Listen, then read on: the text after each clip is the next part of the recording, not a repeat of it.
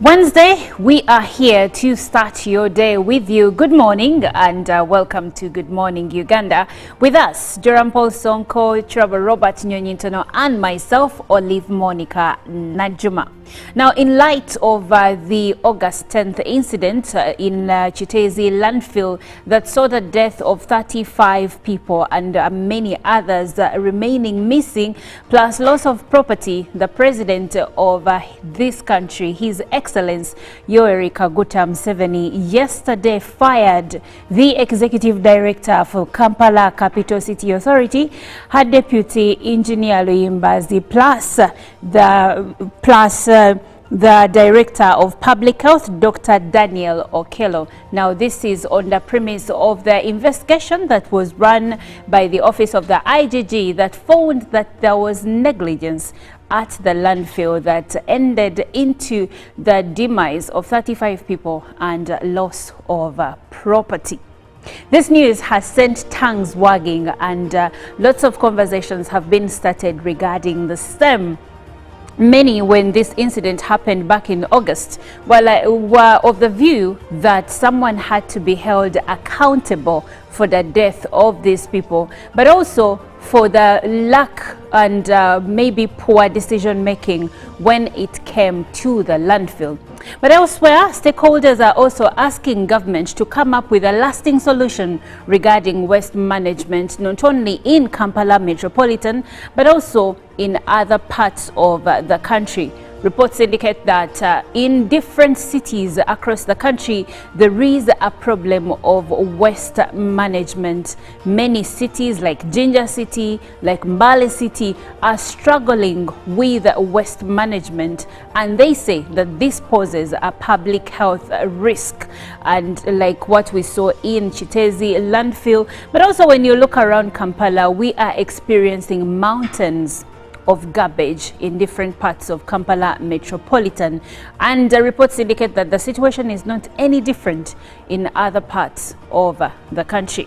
Well, good morning once again. Welcome to Good Morning Uganda, and I'd like to see if Mr. Joram Paul Sonko is doing amazing. Good morning. Good morning to you. Yes, I'm doing amazing. You've asked about, you've mentioned something about yesterday's letter that led to the firing of the ED, the deputy public health director of public health, and the my first reaction to the news was a simple because it was it all happened. However much many people were saying it's the first solution, it was inevitable. Many people are saying it was inevitable simply because of how the three that were dismissed handled the situation or handled the matter. And of course, you wouldn't wish for anyone to lose their job in such a manner.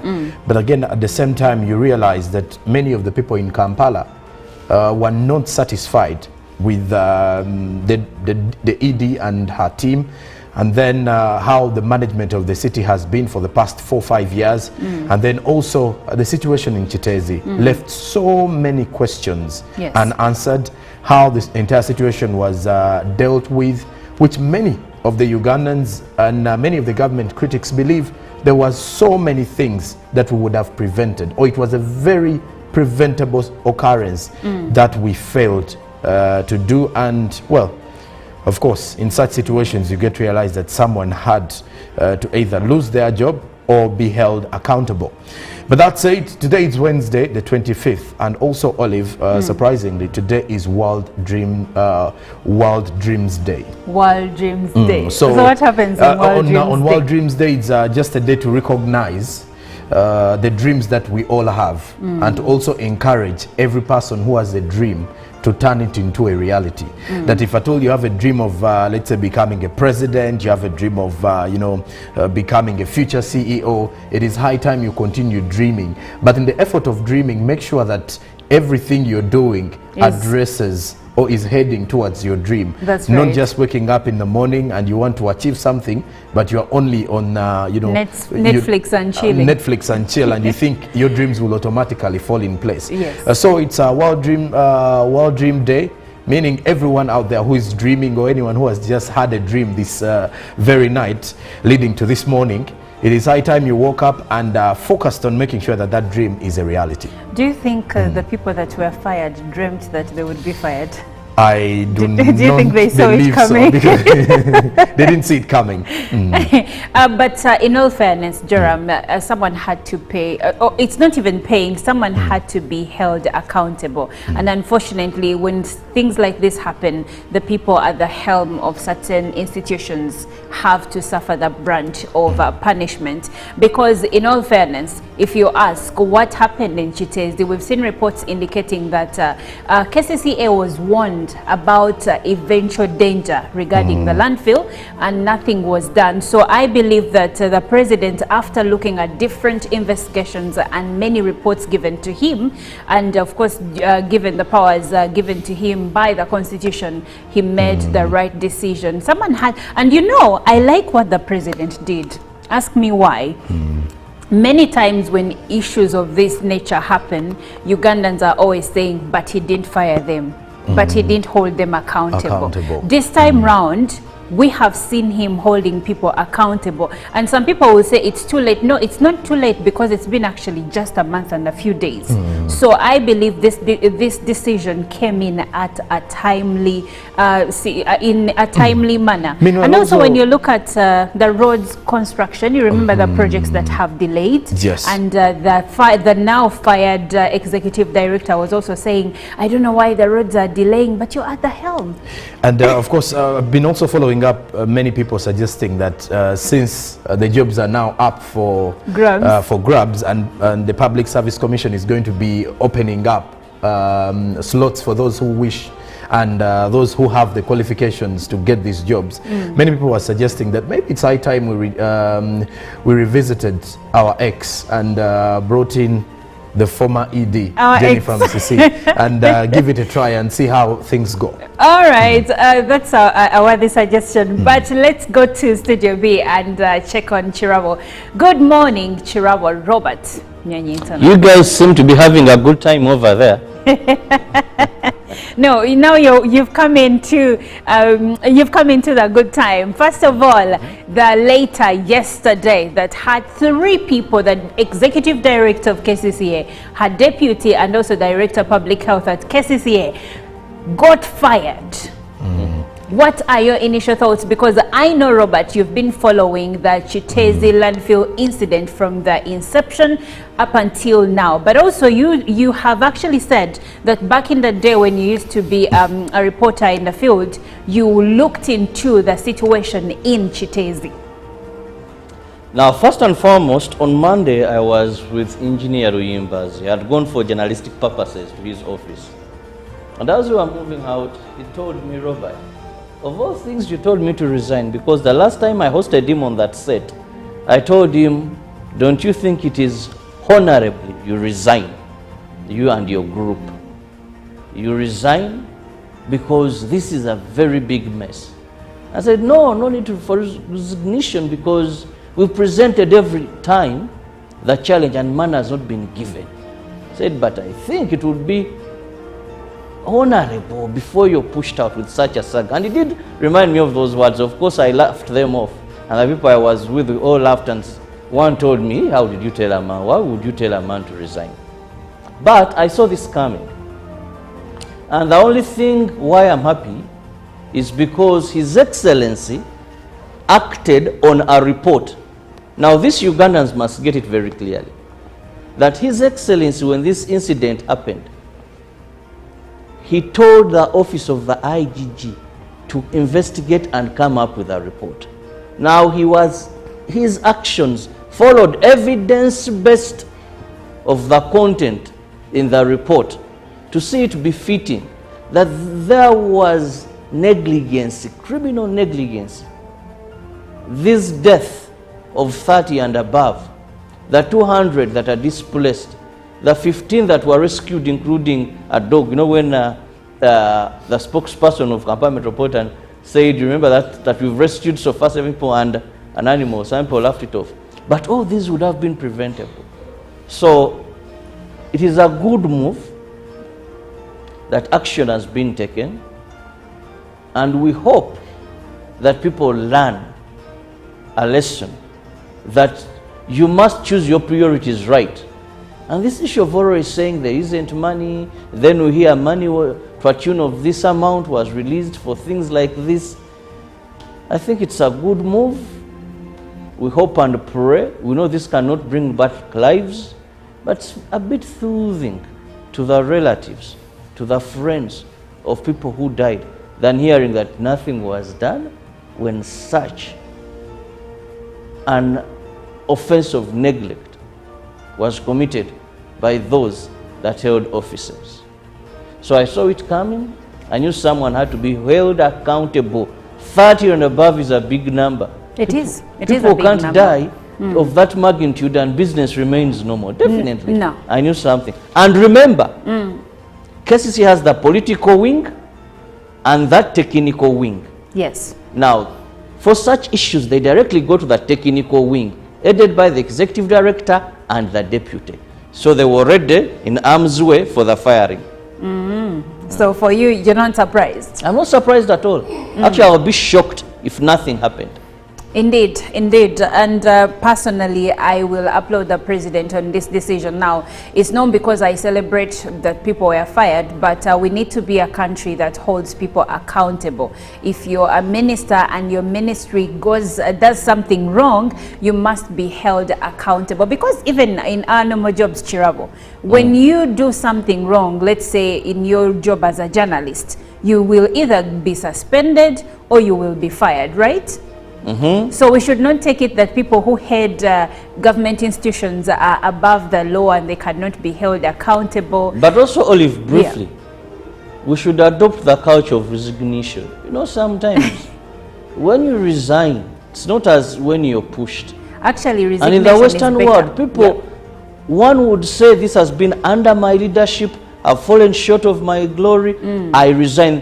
When the attempted shooting on Donald Trump, assassination, happened, who resigned? The head of the FBI. You don't wait because you see it. Well, we can't say much about this. Yes, we can say much about it, but let's get into the news and see what stories have been gathered for you in the local news stories. And later on, I'll be sharing what we have in the international news. Well, I can't start with any other story rather than what we've been discussing, which is the President of the Republic of Uganda, Yoweri Kaguta Museveni, dismissed KCCA Executive Director Dorothy Kisaka. This follows the IGG's report on what caused the Chiteze landfill disaster that happened in August. The President had directed an investigation into the disaster that claimed over 30 lives, injuring others and destroying property. In a two-page document, President Museveni also relieved the Deputy Executive Director, Engineer David Luyimbazi, and Director of Public Health, Dr. Daniel Okello.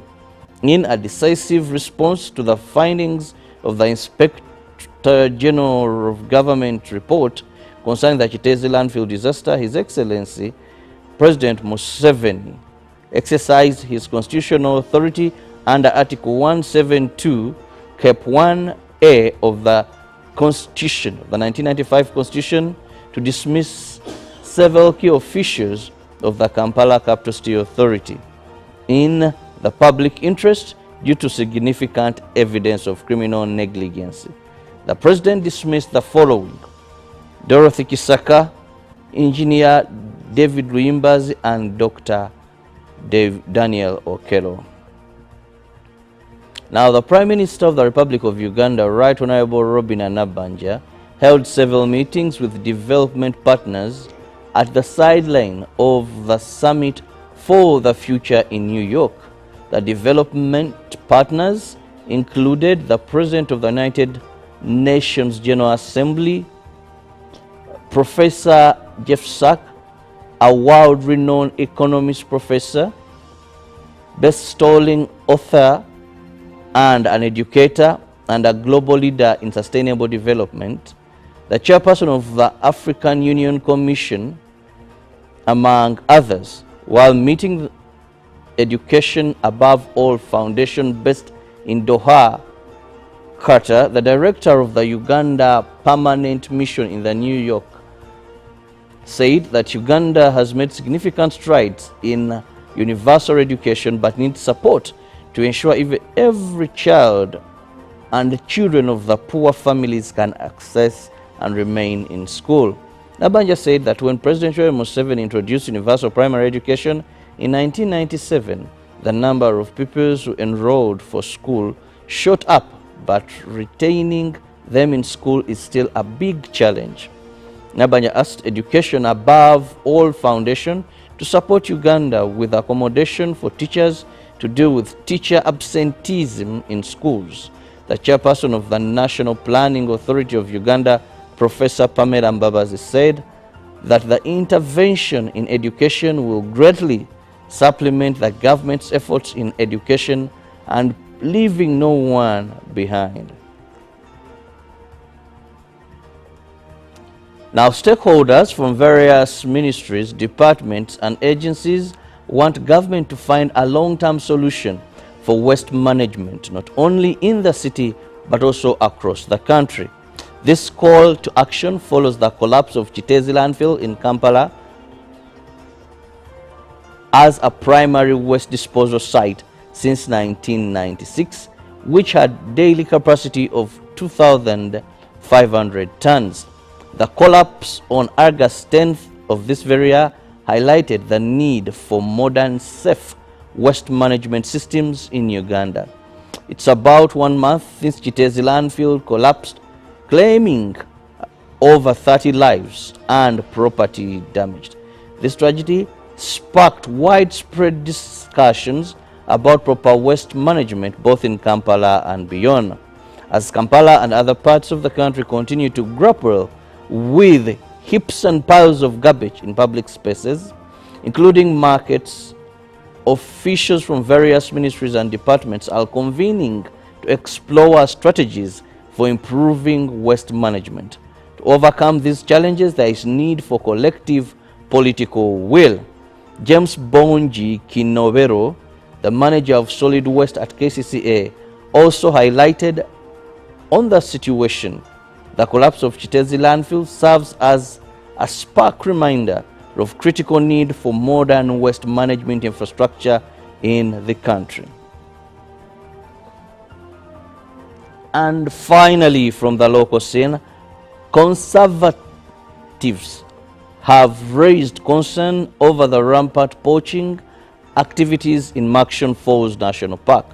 During the Wildlife Ranger Challenge, it was discovered that hippos are the most targeted wildlife, leading to 70% decline in their population. Over 10,000 tons of traps, including motorcycles and bicycles, are impounded from poachers at Murchison Falls National Park every year. This indicates that poaching, driven by unemployment and poverty, among others, the poachers are the reasons that they attribute their activity to. Hippos are the most targeted wildlife, with their population decreasing to 70%. Uganda Conservation Foundation, supported by Tusker, recently held a Wild Ranger Challenge to mobilize funds for capacity building among rangers. The Wild Ranger Challenge attracted rangers from all national parks in the country, although Kidepo National Park emerged the champions. Kidepo National Park, Kiwale National Park came second.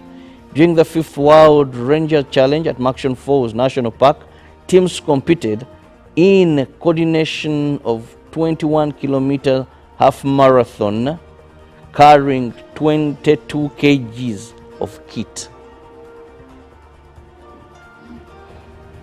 And elsewhere in the world, tens of thousands of people flee southern Lebanon with little idea where to find safety as intense Israeli bombardment across Lebanon kills at least 569 people, including at least 50 children, according to Lebanon's health ministry.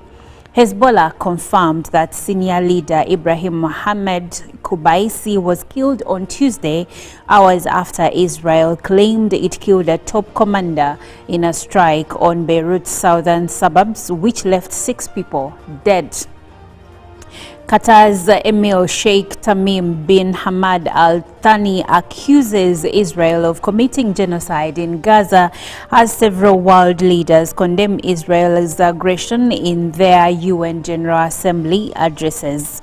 At least 41,467 people have been killed and 95,921 wounded in Israel's war on Gaza. In Israel, the number of those killed in the Hamas-led attacks on October 7th was at least 1,139, while more than 200 people were taken captives. Now, in the United States, Donald Trump has pledged not only to stop U.S. businesses from offshoring jobs, but also to take other countries' jobs and factories, in part through huge tariffs that economists say could actually raise domestic prices. Among the ideas the former president pitched in Georgia on Tuesday was cutting the corporate tax rate from 21% to 15%, but only for companies that produce in the United States. His opponent, Vice President Kamala Harris, wants to raise the corporate tax rate to 28%. It had been 35% when Trump became president in 2017, and he later signed a bill lowering it. "We are putting America first," Trump said. This new American industrialism will create millions and millions of jobs. The former president has praised Harris on the economy and has proposed using tariffs on imports and other measures to boost U.S. industry, even as economists warn U.S. consumers would bear the costs of tariffs and other Trump proposals, like staging the largest deportation operation in the United States history. Now, coming back to Africa, some 1,685 seriously ill inmates have been released from one of the most notorious prisons in the Democratic Republic of Congo in the latest move to tackle overcrowding. The release began at Makala prison in the capital, Kinshasa, on Sunday. It was there at the beginning of the month that 129 prisoners died in an attempted jailbreak. Some were shot dead by security forces, while others were killed in a crash, this according to officials. The government pledged to speed up its plans to decongest the prison, where conditions have been described as true hell. Some of the inmates identified for release can be seen in a series of images published on the Justice Ministry's Facebook page. In one, an emaciated-looking man with dirty bandages around his right foot and below the knee is being pushed in a wheelbarrow. In another, showing dozens of men all appearing malnourished, one of those in the foreground has an open wound. In a video, a prisoner who seems unable to stand up is shouting that he is going to change his life and no longer cause pain to others. He also praises the official responsible, Justice Minister Constant Mutamba. And that brings us to the end of our local and international news. But we have more in the press with Jerome. And well, with the press, this Wednesday we start off with the New Vision, which is also highlighting something about the Chitezi garbage sinking 3 KCCA bosses. The headline on New Vision says Chitezi garbage sinks 3 KCCA bosses, and NEMA had warned that the landfill did not meet minimum operation requirements. Pictorial of the 3 KCCA bosses, the ED, the deputy, and of course the public health officer.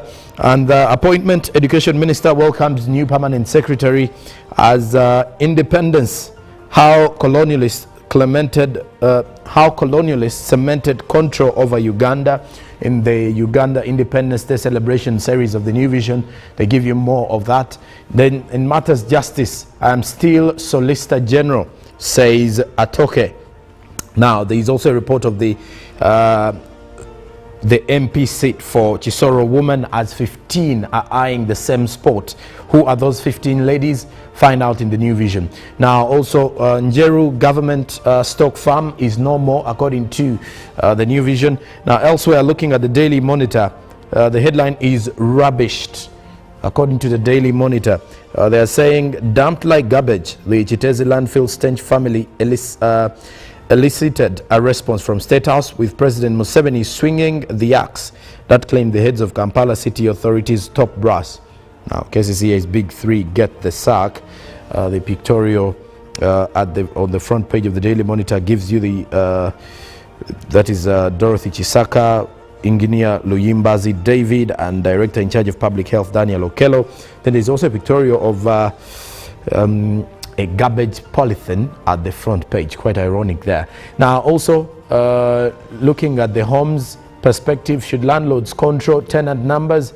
The bigger question is with the Daily Monitor. Now, travelers jam-pack Masindi Port after closure of Karuma Bridge, as the remains of Reverend Father Grims to be flown back tomorrow, says the Daily Monitor.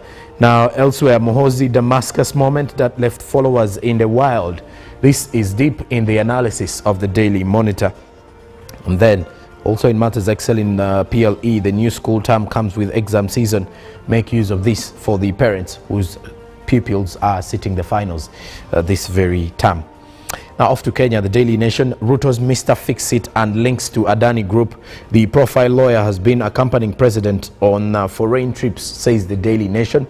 And then last moments of intern doctor who took own life after 36-hour shift. Find about that in the Daily Nation. Jomo Kenyatta International Airport lease probe. Members of Parliament now call for a forensic audit into the secret deal. Find the details in the Daily Nation. Now, elsewhere, lastly from our press reviews, the Citizen in Tanzania, the dollar crisis. Tanzania backs local currency use in the East African trade. As also police harassment of journalists is deplorable, says the Citizen. And then Samia detailed strategy to double coffee exports in the 5 years. As in the national manhunt, suspect sought after 3 found burnt to death. And also, woman who hired brother to kill husband has been handed a death sentence. That is in the Citizen. And also there is a bigger question: what next for Chadema after the foiled protests? That does it for our press review this morning. Well, now coming back to the world of entertainment, in July, on the 26th of July, she serenaded Ugandans with her beautiful harmonies and amazing songs. But also she has been on Uganda's music scene since 1995. But her biggest hit in Poaching was in 2006. I'm speaking about none other than Irene Namubiru, and she's right here with Nsimi. But again, at the same time, you realize that many of the people in Kampala were not satisfied with the ED and her team, and then how the management of the city has been for the past 4 or 5 years. And then also the situation in Chitezi left so many questions unanswered. How this entire situation was dealt with, which many of the Ugandans and many of the government critics believe there was so many things that we would have prevented, or it was a very preventable occurrence that we failed to do. And well, of course, in such situations you get to realize that someone had to either lose their job or be held accountable. But that said, today is Wednesday the 25th, and also Olive, surprisingly, today is World Dreams Day. World Dreams Day. So what happens on World Dreams Day? It's just a day to recognize the dreams that we all have, and to also encourage every person who has a dream to turn it into a reality. That if at all you have a dream of, let's say, becoming a president, you have a dream of, becoming a future CEO, it is high time you continue dreaming. But in the effort of dreaming, make sure that everything you're doing addresses or is heading towards your dream. That's not right. just waking up in the morning and you want to achieve something, but you're only on Netflix and chilling. Netflix and chill, and you think your dreams will automatically fall in place. Yes. So it's a World Dream Day, meaning everyone out there who is dreaming, or anyone who has just had a dream this very night leading to this morning, it is high time you woke up and focused on making sure that that dream is a reality. Do you think the people that were fired dreamt that they would be fired? I do not you think they saw it believe coming? so, because they didn't see it coming. But in all fairness, Joram, someone had to pay, or it's not even paying, someone had to be held accountable. And unfortunately, when things like this happen, the people at the helm of certain institutions have to suffer the brunt of punishment. Because in all fairness, if you ask what happened in Chitezi, we've seen reports indicating that KCCA was warned about eventual danger regarding the landfill, and nothing was done. So I believe that the president, after looking at different investigations and many reports given to him, and of course given the powers given to him by the constitution, he made the right decision. Someone had, and you know, I like what the president did. Ask me why. Many times when issues of this nature happen, Ugandans are always saying, but he didn't fire them. But he didn't hold them accountable. This time round, we have seen him holding people accountable. And some people will say it's too late. No, it's not too late, because it's been actually just a month and a few days. So I believe this decision came in at a timely manner. Meanwhile, and also when you look at the roads construction, you remember the projects that have delayed. Yes. And the now fired executive director was also saying, I don't know why the roads are delaying, but you're at the helm. And of course, I've been also following up many people suggesting that since the jobs are now up for grabs, and the Public Service Commission is going to be opening up slots for those who wish and those who have the qualifications to get these jobs. Many people are suggesting that maybe it's high time we revisited our ex and brought in the former ED, Jenny from CC, and give it a try and see how things go. All right, that's our worthy suggestion. But let's go to Studio B and check on Chirabo. Good morning, Chirabo. Robert. You guys seem to be having a good time over there. No, now you've come into the good time. First of all, the letter yesterday that had 3 people, the executive director of KCCA, her deputy, and also director of public health at KCCA, got fired. What are your initial thoughts? Because I know, Robert, you've been following the Chitezi landfill incident from the inception up until now. But also you have actually said that back in the day when you used to be a reporter in the field, you looked into the situation in Chitezi. Now, first and foremost, on Monday, I was with Engineer Uyimbazi. He had gone for journalistic purposes to his office. And as we were moving out, he told me, Robert, of all things, you told me to resign, because the last time I hosted him on that set, I told him, don't you think it is honorable you resign, you and your group? You resign because this is a very big mess. I said, no need for resignation, because we presented every time the challenge and man has not been given. I said, but I think it would be honorable before you're pushed out with such a saga. And it did remind me of those words. Of course, I laughed them off. And the people I was with all laughed, and one told me, how did you tell a man? Why would you tell a man to resign? But I saw this coming. And the only thing why I'm happy is because His Excellency... Defenders of truth. With Mascari Heritage Advantage, they uphold every citizen's right to reliable and free information. Their archive stories shaped our past and illuminate our present. Yet now, as new challenges arise and the world evolves, their mission faces its greatest test yet. Be part of our journey and let's navigate the unknown, uncover the untold, and safeguard our future together. Tune into your public broadcaster, for it is the intersection of trust and truth. Because to UBC, your story, and every voice matters. UBC, inspiring Uganda. Nyati Motion Pictures brings you Tuko Pamoja, Peoples of Eastern Uganda segment. How have they negotiated the colonial border that divided the Luya nation into two countries? The Basamia, Babukusu, the Bagwe, the Bamasaba, all belonging to the Luya Of Kenya. We didn't know there was a border to go and visit our father's only sister and our mother's only sister in Bungoma. Actually, if you talk of the integration of the East African community, for us, we're already integrated. One community. Premiering in Mbale City at Mount Elgon Hotel on Saturday, 12th of October. To get a ticket, call 0778 787 660. Tuko Pamoja? Live from UBC Studios in Kampala, this is Good Morning Uganda.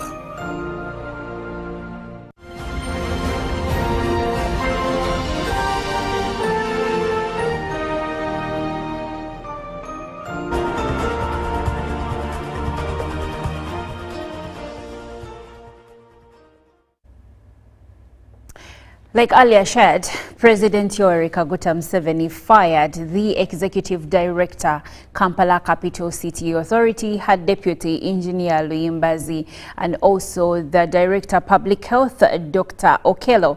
And this is on the premise of a report by the Inspector General of Government into the Chitezi landfill incident that saw 35 people lose their lives, 200 are displaced, and many others are still missing.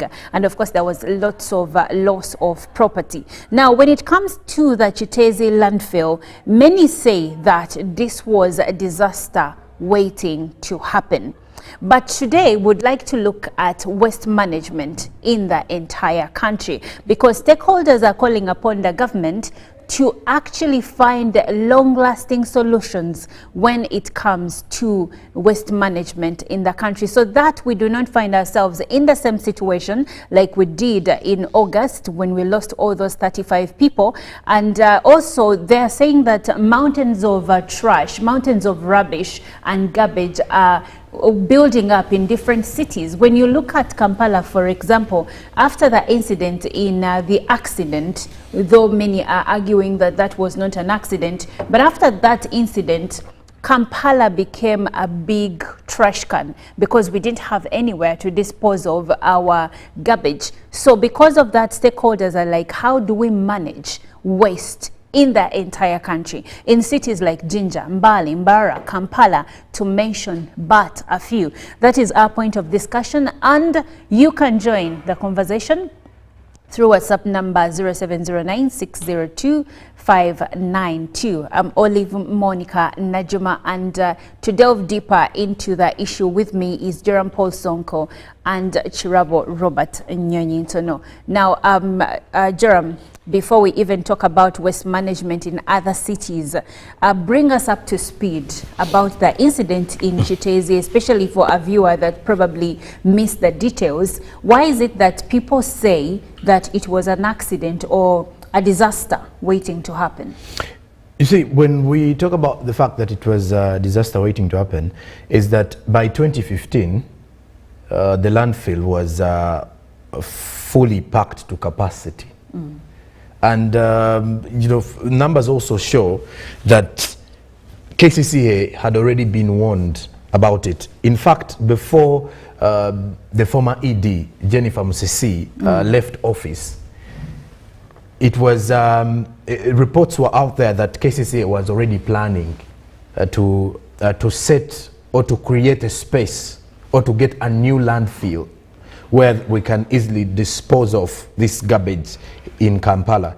Meaning it was, we were using a space that was already filled up for about 10 years as a country. Now that puts us in a situation where you've got to ask, this was something we knew was going to happen, and we deliberately failed to take control, or we failed to take action. And in such a situation, when everything started happening, because for people who have been passing via Chitezi, or those who have got the chance to pass via Gayaza Road heading those ends of Chitezi, you get to realize that there's always been that you know, that weird scent, the stench, you know, that stench, and at times you've got to feel for the people who are even living close to that area, and you're like, how can this particular, you know, how do these people even survive in such an environment? Because I even remember when the president was sending, of course, you know, his message to the people and those who lost property due to the disaster.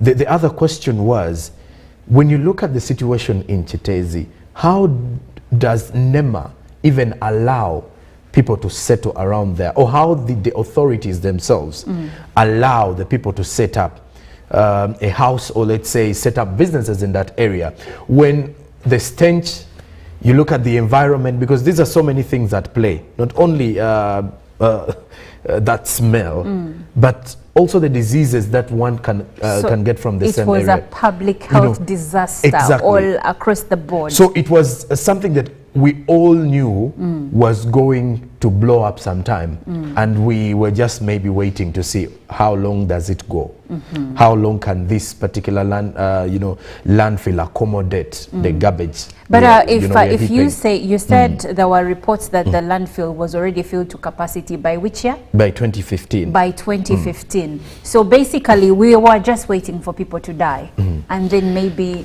no, I wouldn't want to use that. I think because how else can you put it?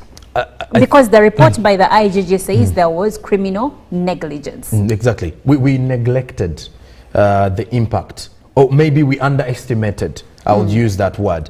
The KCCA authorities underestimated the impact that landfill disaster could cause for the people. It's more like we were waiting to see, okay, if at all it becomes a top hill, what then? What happens?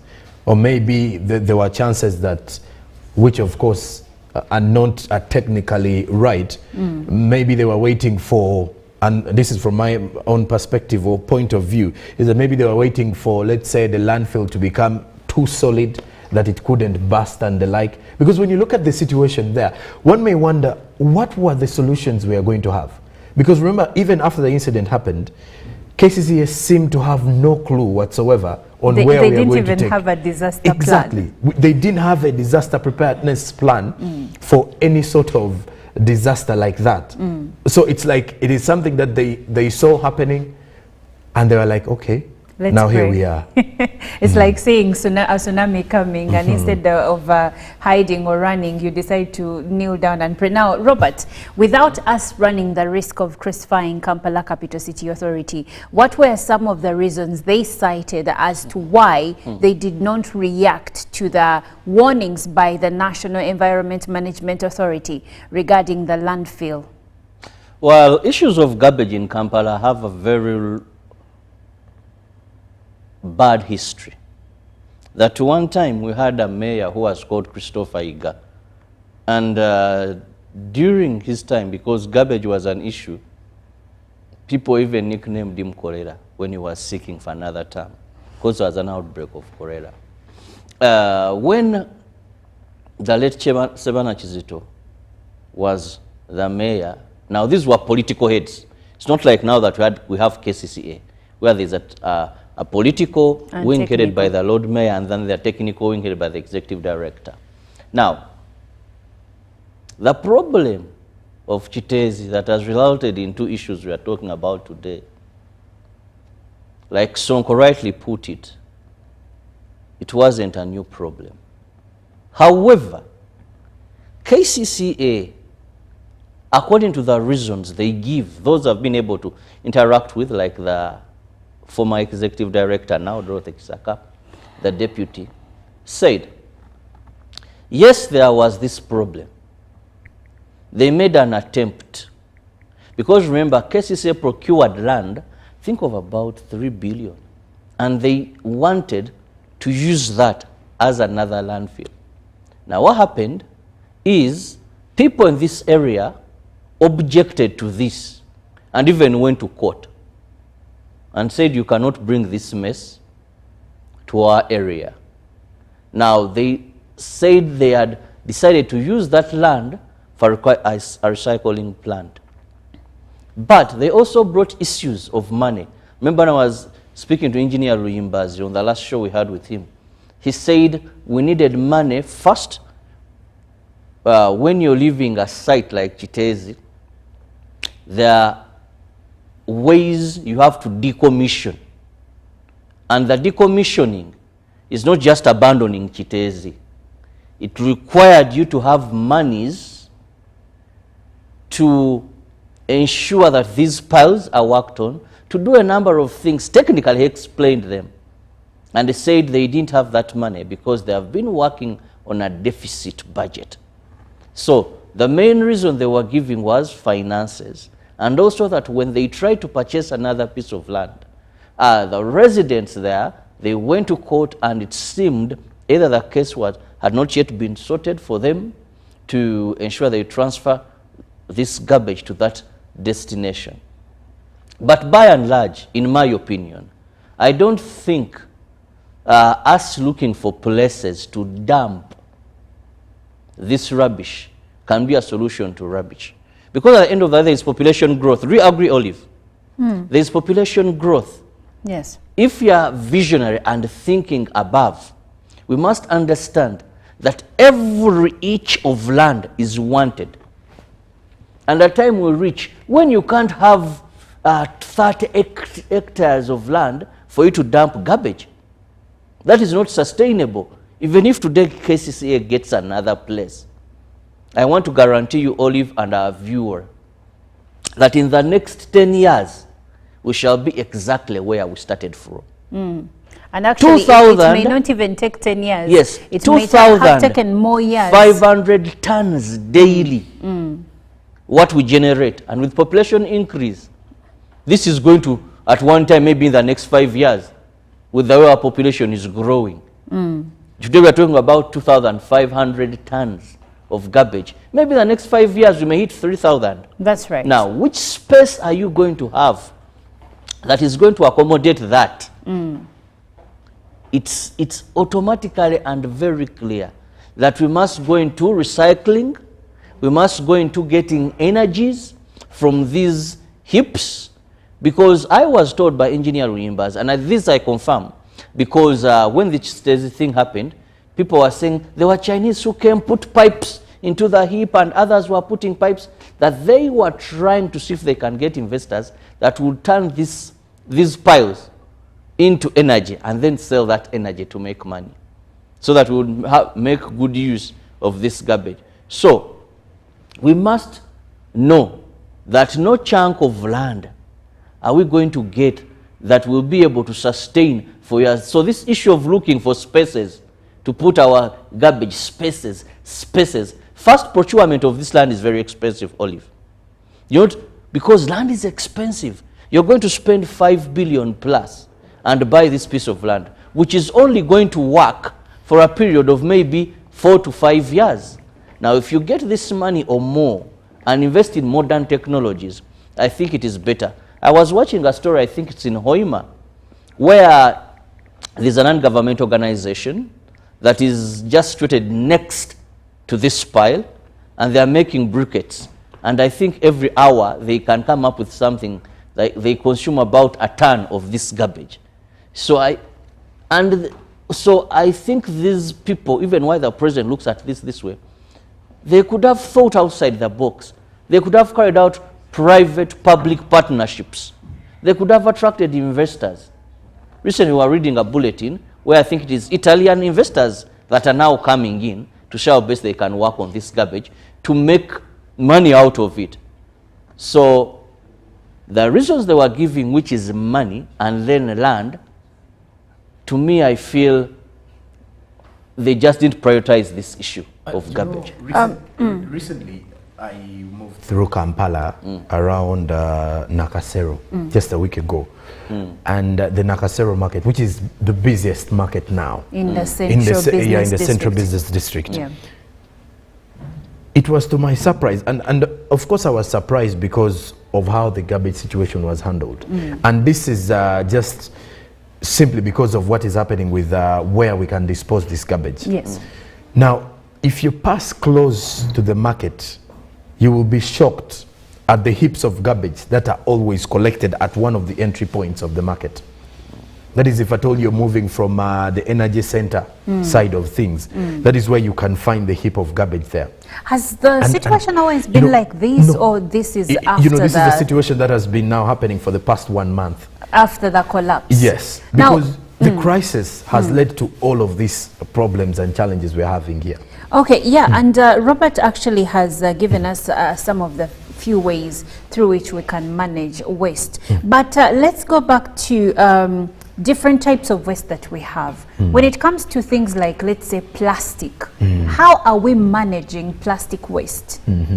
How or why, actually, let me ask in terms of going forward, how best can we manage plastic waste, waste that comes from markets, to ensure that when we are disposing of it or treating it, we are in a safe place and we are not creating future problems?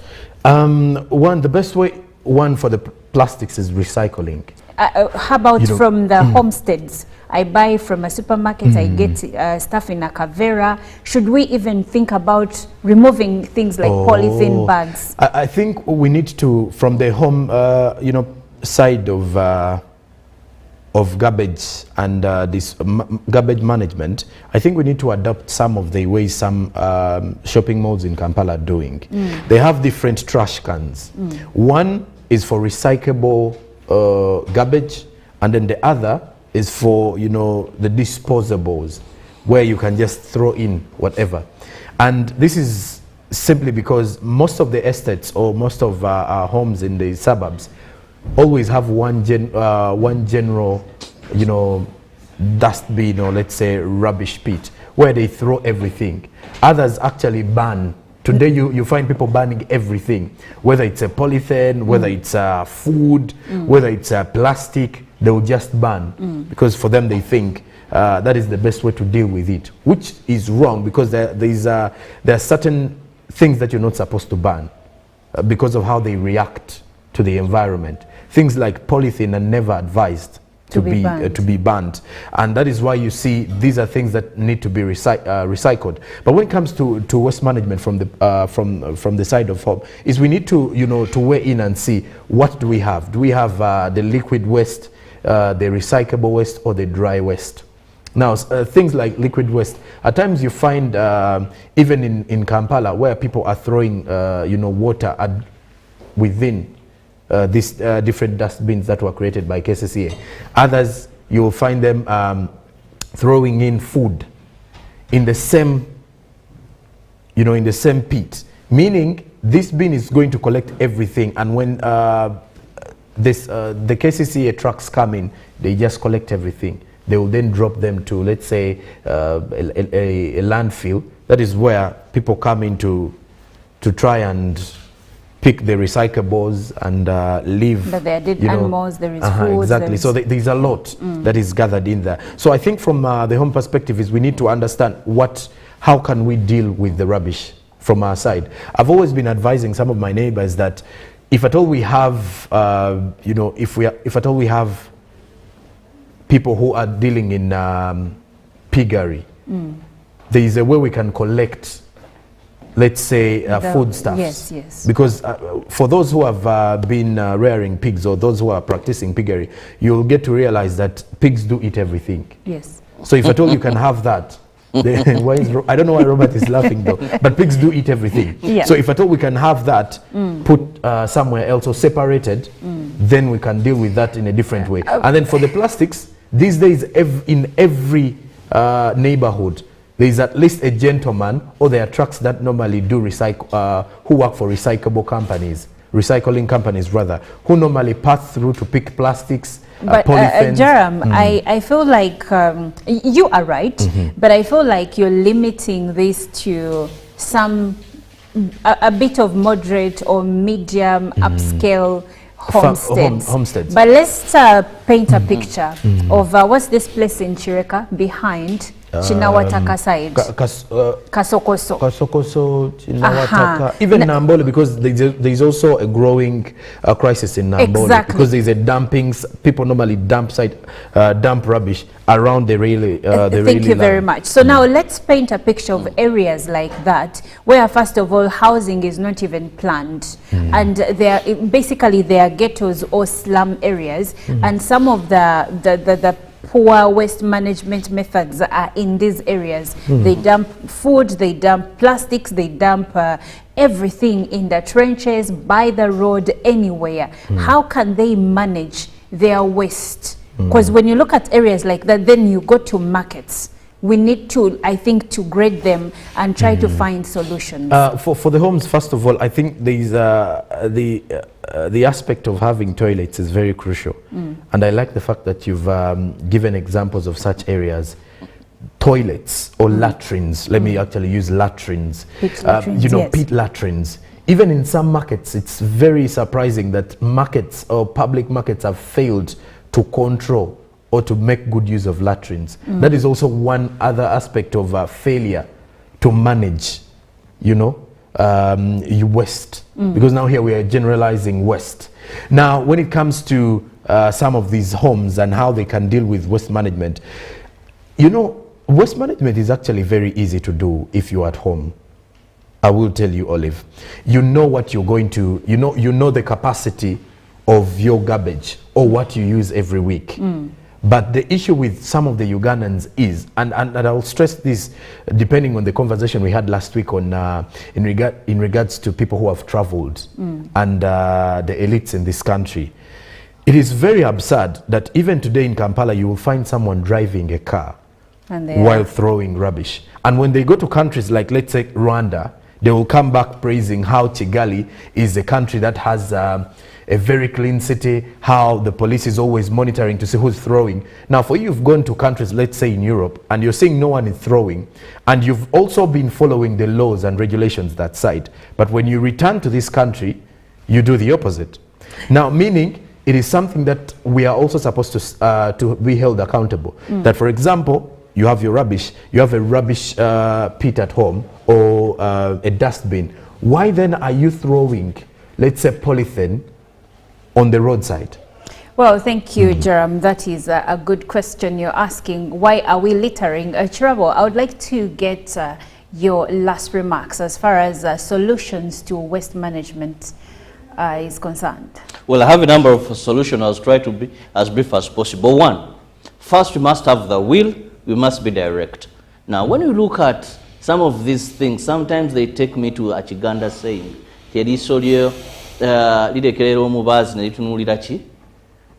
one, the kavera, because people, let me tell you, we have the plastics, and one of the issues here is a kavera, because it takes so long to decompose. We've failed as a country to handle this issue. One time we said 30 microns and below, we dilly-dallied and this, then they employ a lot of people. That we must be direct and have the will. So government should come out clearly. These polythene bags should be something we ban and should be a policy. Remember when we had the Bikapu, we had come up with are they poly something that when you used to go to supermarkets, the kavera is something we had gone away with. So we need to first and foremost deal with the kavera. Two, it must be a government policy that if you manufacture for your company to be given permission to work in Uganda in plastics, you must have a recycling plant. You get it? That what you bring out, there is evidence. It can be brought back to you and you recycle it. As policy, many countries have done this. Thank you, Robert. Sorry, I have to cut you short because we've run out of time. But yes, we need to find solutions when it comes to waste management. And Robert does propose that if you're going to have a business, you must have a recycling plant. I think that is a viable solution. So policymakers should look into solutions of that nature, and also the management of the kavera, which is quite a big problem because it doesn't dissolve easily. We'll take a short break and we'll come back with Good Morning Uganda tourism updates.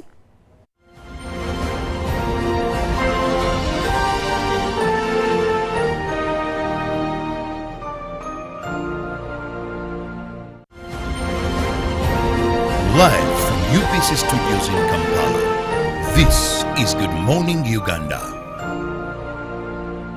Pick of the day on UBC. Every Wednesday, 10 p.m. on your public broadcaster.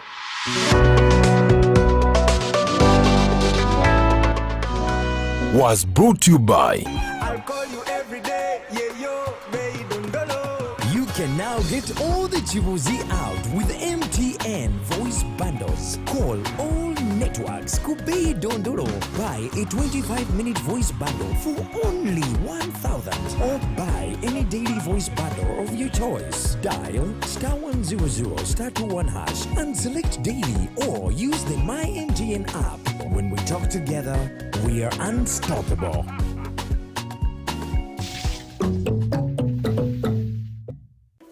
In a nation hungry for truth, a world where every story matters, there exists a beacon of trust and reliability. For decades, they've been our voice and our window to the world, holding the mirror of our history. With 4 TV stations and 11 radio channels spanning 27 languages, they stand as guardians of information, defenders of truth.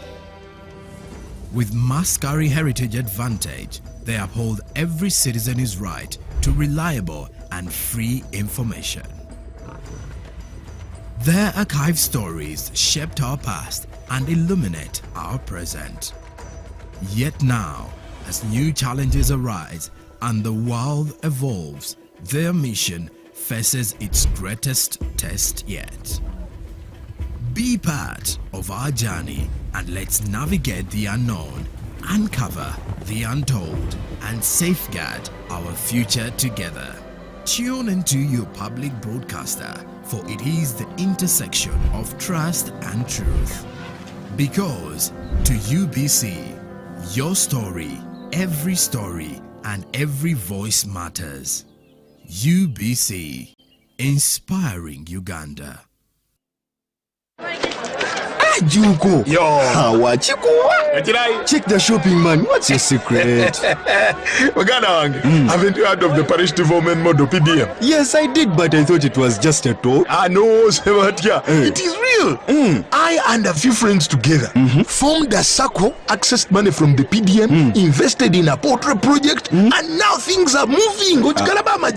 Juko. I thought I was one of your friends. You are. But you left me behind. I didn't leave you in poverty. What you do, just visit your LC2 chairperson and your parish chief and start the process of economic transformation. Just like that. The parish development model is an initiative from the government of Uganda through the Ministry of Local Government designed to transform all lives of Ugandans for the better. PDM, my parish, my development, my life. Live from UPC Studios in Kampala, this is Good Morning Uganda.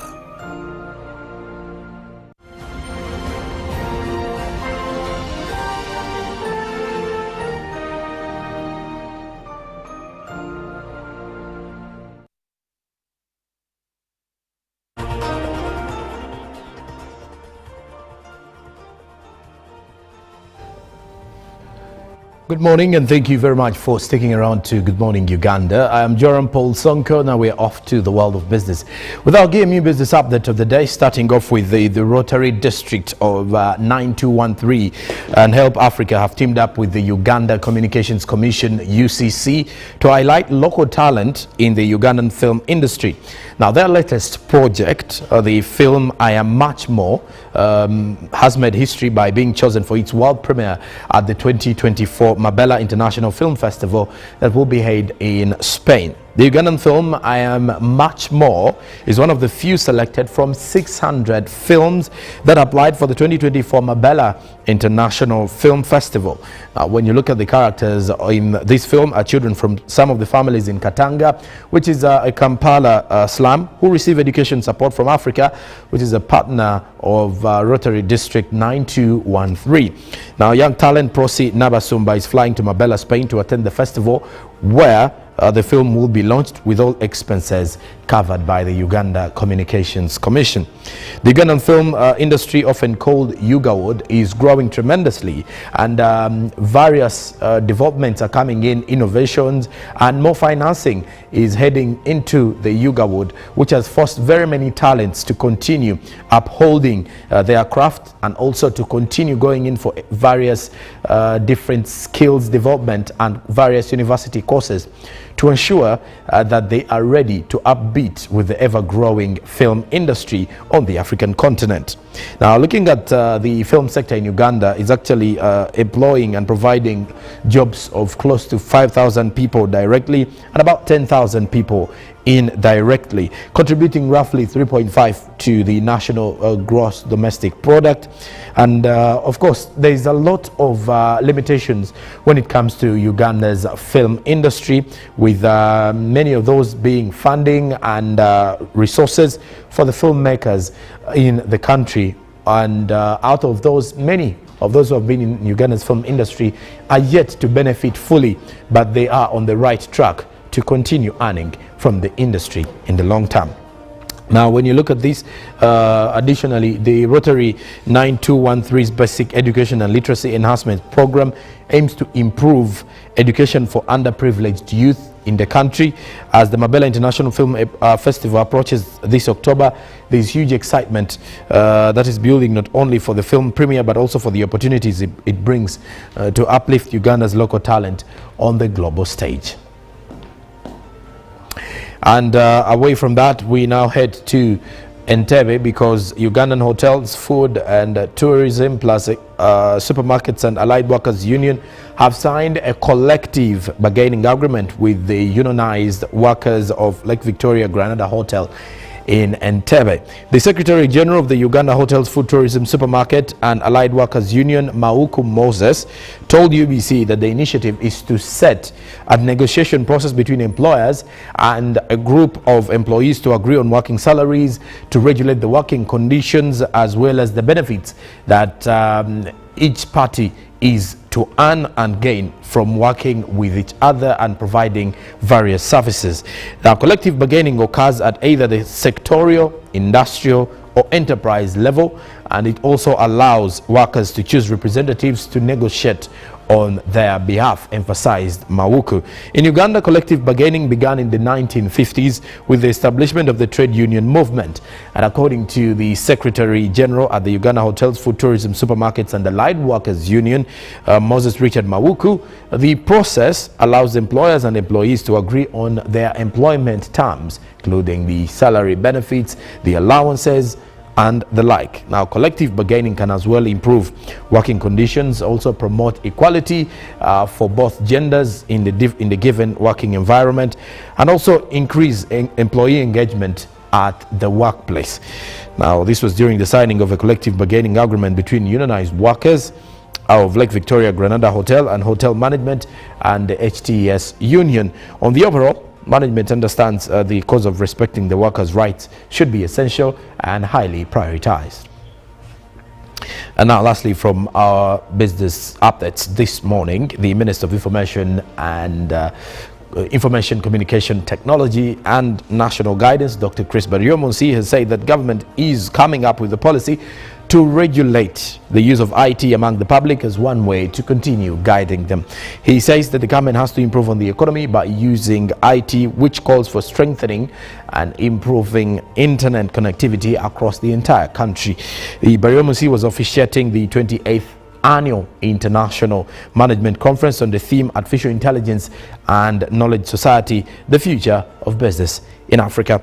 The Deputy Vice Chancellor, Makerere University, Professor Buyinza Mukandasi, revealed that they have put much emphasis on research based on information technology or IT, and the findings are put on the internet platforms for the entire public to view the developments coming in from the research.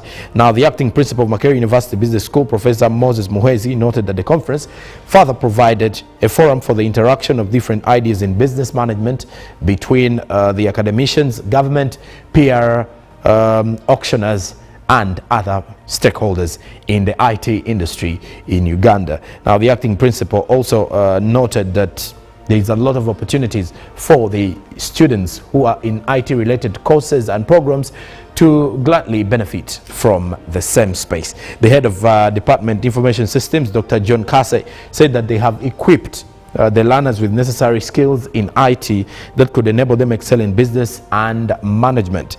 Akakonda Lonita, a student who is one of those offering business computing at MOOBS, say that they could come up with modern fish pond monitoring system, water levels, and automatic feeding, amongst the other projects and innovations that are being worked on by the students.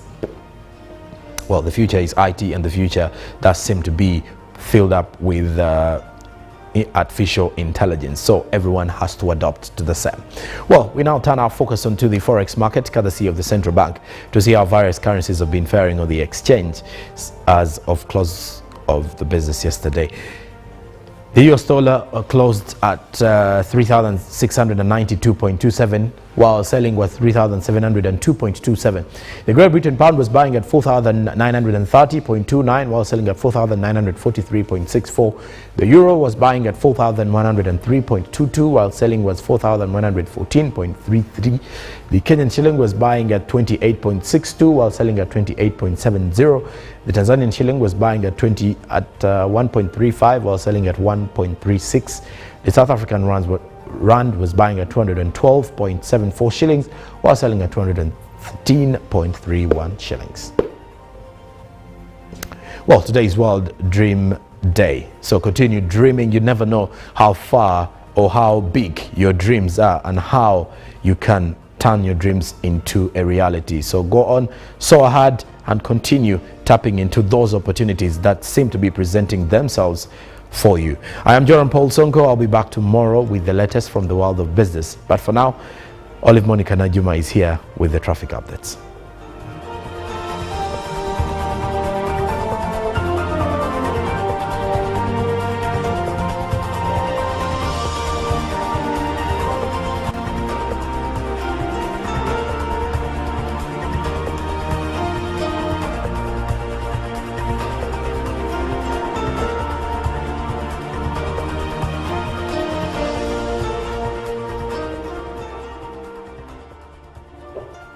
I'm Olive Monica Najuma with the traffic updates, and I'll take you right at that T center within Gaba. I beg your pardon, in Kansanga.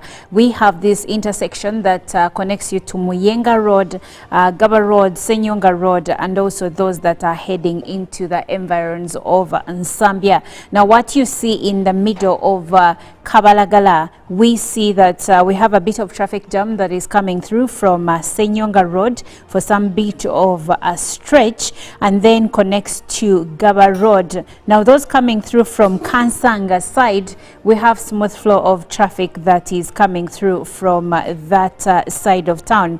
Now, looking at Muyenga Road, if that's the route you're going to use to connect to town, there is a bit of traffic jam just in the middle of Kabalagala, but as you continue with the Muyenga Road, we have smooth flow of traffic over here. Now, I would like to focus our attention on Gaba Road as we head into Nsambia.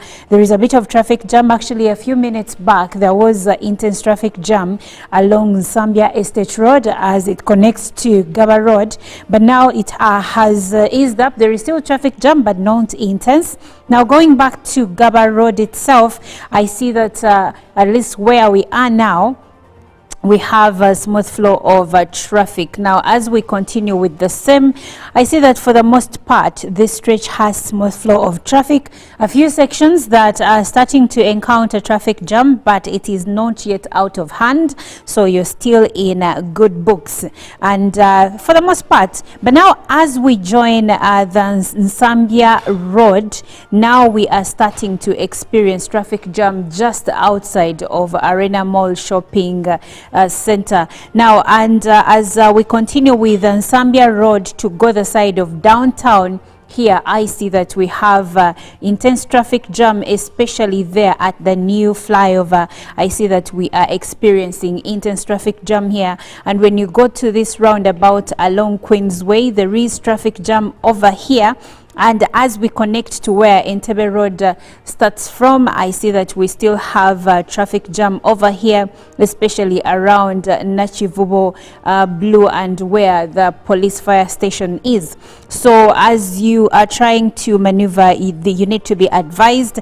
I see a bit of traffic jam coming through from Nachivubo Road. It's actually intense. But looking at other roads within the city, Buxton Road has smooth flow of traffic, and Entebbe Road is also starting to have a bit of traffic jam building up. And then looking at other roads like Duster Street, there is traffic jam over there, and Button Street is also feeding some bit of traffic jam into Duster Street. So here it's actually clogged. The entire Duster Street is clogged, as you can see there, up until it connects to Kampala Road. Well, that's it for our traffic update today. I'll be back tomorrow to share the same. But for now, Irene Allen Namisango is coming up next with Good Morning Uganda tourism updates, and the show continues.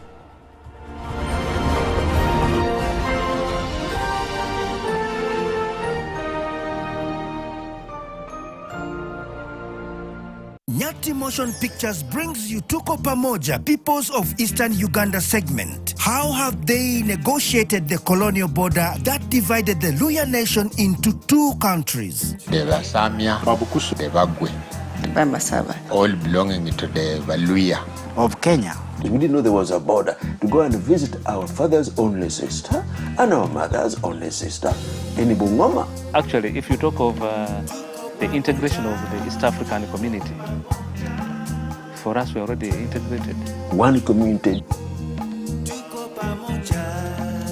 Premiering in Mbale City at Mount Elgon Hotel on Saturday, 12th of October. To get a ticket, call 0778 787 660. Tuko Pamoja? In a nation hungry for truth, a world where every story matters, there exists a beacon of trust and reliability. For decades, they've been our voice and our window to the world, holding the mirror of our history. With 4 TV stations and 11 radio channels spanning 27 languages, they stand as guardians of information, defenders of truth. With Maskari Heritage Advantage, they uphold every citizen's right to reliable and free information. Their archived stories shaped our past and illuminate our present. Yet now, as new challenges arise and the world evolves, their mission faces its greatest test yet. Be part of our journey and let's navigate the unknown, uncover the untold, and safeguard our future together. Tune into your public broadcaster, for it is the intersection of trust and truth. Because to UBC, your story, and every voice matters. UBC, inspiring Uganda. Live from UBC Studios in Kampala, this is Good Morning Uganda.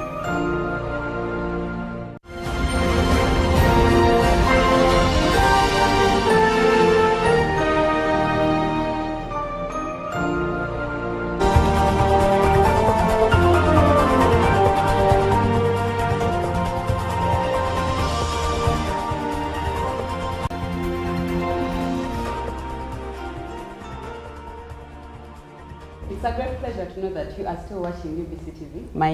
My beautiful name is Irene Allen Namisango, and this is the GME Tourism Express, the time that we talk about issues that concern Uganda's tourism. So if you're enthusiastic about Uganda's tourism, probably you want to invest, you need to understand the trends, you need to know where to go, you want to travel somewhere, this is the perfect time for you to always tune in and get to know what is really happening in the world of travel in Uganda's tourism. This is when we dissect everything that we need to know. Well, now that we are gearing up for the World Tourism Day celebrations that are coming on this very week on Friday, 27th September, this is a day that was set apart by the United Nations, UN, to see that we create more awareness about tourism. We show the world the impact, how people are benefiting from this, like how are we benefiting from tourism. So this day is set apart to celebrate the impact and the roles of tourism plays in our economy. And now Ministry of Tourism organizes celebrations for this day every year, and they rotate around the country in different regions. This year we are going to KCCA. Actually, if you don't know the program yet, you can travel to KCCA today or tomorrow for the World Tourism Day celebrations. The day brings together so many stakeholders. Now, somehow this year KCCA has had her shine. Because we had the Rwenzori Marathon, we had the Theology Festival, now the World Tourism Day celebrations are still going to be in KCCA. And we are going to dive deeper into the theme and what is going to happen. And with me in the studios, I'm with Miss Eunice, the Head of Public Relations at Ministry of Tourism, to give us all the information that we need to know about the World Tourism Day celebrations. Miss Eunice, good morning. Good morning, my host, Allen Namisango, the beautiful Allen, and good morning to our viewers. Thanks. How is the morning? The morning is great. I am Eunice, like she has said. Eunice, Head of the Public Relations Unit and Communications at the Ministry of Tourism, Wildlife and Antiquities. And you're welcome, our viewers. And that is nice. Miss Eunice, now, regarding the theme of the World Tourism Day celebrations, tourism and peace, what role do you think that tourism is playing to create peace in Uganda? Okay, thank you, Alan. Our tourism is a big deal. Tourism is doing amazing things in different places in Uganda, in different regions, and we cannot talk tourism without talking about peace, and we cannot talk peace without talking tourism. Where there is no peace, there is no tourism. Yeah, no one will travel there. No one wants to be in a place where we are not safe. So why tourism and peace? KCCA as a region has been invested with so much insecurities in different places, in different cultural clashes, different tribal clashes. So KCCA of recent has greatly improved in terms of their peace, in terms of their understanding of tourism. They are doing a lot of investment in different places. Around Queen Elizabeth National Park, they are doing investment in their agricultural crops like coffee, like cotton. We have industries there like the Hima cement industry. Locals are also investing in tourism. So this subject, tourism and peace, is very vital during the World Tourism Day celebrations on the 27th of September 2024. Yeah, we've had scenarios of still insecurities. Okay, not even insecurities, but maybe people clashing with each other. Now let's talk about Karamajongs, where they were so harsh to tourists before. But you see how Karamajong is really picking up in terms of tourism. Probably people have gotten to understand the benefits of tourism, and now they're embracing it and they're creating peace. Why did you choose KCCA really? Yes, we chose KCCA purposely to show Ugandans and our tourists and our visitors that KCCA is now safe. Very safe. And not just KCCA, equally the Karamoja region is now safe. Recently we had a thematic conference where one of our generals, a Brigadier General Kulaije, stressed how safe Karamoja is right now. You can travel anywhere. You can traverse the entire region, Moroto. You can. We also had an activity there where the president presided. The Karamoja Festival. Yes, you saw the attendance was quite big. The numbers were big, and we are doing the same within KCCA to tell people in KCCA and to tell our tourists that yes, it is safe. You are okay. We are liaising with everyone within the community, with the local government, with other security agencies like the UPDF, just like I've talked about Brigadier General Kulaije, to make sure with the police, Uganda police, to make sure that we maintain this peace that Kasese is right now enjoying. Okay, yes. That is great. How is this event going to highlight Kasese's tourism attractions? Okay, thank you so much, my host. Kasese is one of our best tourism. You can't even describe it. It's immense. Yeah. Apart from having the second largest national park, that is Queen Elizabeth National Park, Kasese has attractions that you cannot find anywhere else in the world. We have the mountain Rwenzori, being with the third highest peak at 5,109 meters. Yeah. That is really, really and massive. it is always snow-capped, despite the fact that it is crossed by the equator. Yes, and that it's is also snow-capped. amazing. Yes, we have that crossing. You've just talked about the equator. Yeah. We have that crossing where the equator, the world is divided between the southern and northern hemisphere. Yeah. And that is in Kasese. Where do you find that in the world? Where we've now constructed the new Chikorongo equator that is attracting massive attention from several Ugandans. Actually, it is a very beautiful monument. I think it is the first one of the kind. Thank you so much. That shows you how much government is invested in making sure that these tourism sites are improved for our visitors. Yeah. Yes. Then we need to understand still diving into the theme, how are you engaging the locals in this region? Because, you know, as the locals, they also, as much as we want security and peace for the tourists, also the locals, we need to engage them, probably to understand how are they going to benefit when the tourists come in, how should they be aware of anything, or maybe report any case of they are not sure of. How are you engaging the locals in this event? Okay, thank you so much, Alan. We have, as a ministry, we have constant engagements with the locals through the local government. We work with the district CAOs, we work with the district leadership. For example, recently we had an engagement with the CAO, Biamungu, Mr. Elias Biamungu. We work with the security agencies, just like I told you. Our agencies are doing a great job. Uganda Tourism Board constantly engages the locals on how best they can secure that they have, that they treasure most. If you have a hotel in Kasese or around Kasese, you must be conscious about the security of the place, because you want your hotel to be safe. True. And we cannot say that Kasese is not safe when recently we were able to have all these activities, like last week, the Theruji Festival that attracted so many people. The Kasese Investment Forum is doing amazing, it's doing great in promoting and preaching this theme of tourism and peace. And how can you, it's teaching locals, how can you benefit from this tourism? It's not for the Ministry of Tourism, it's private sector. If you're selling your tomatoes, if you're selling your coffee, if you're, whatever little that you're selling, you're gaining, you're bringing in money into your what? Into your pocket. So tourism is not just for the government, it's for you. The security is for you. The peace is for you. You've talked about the Rwenzori Marathon.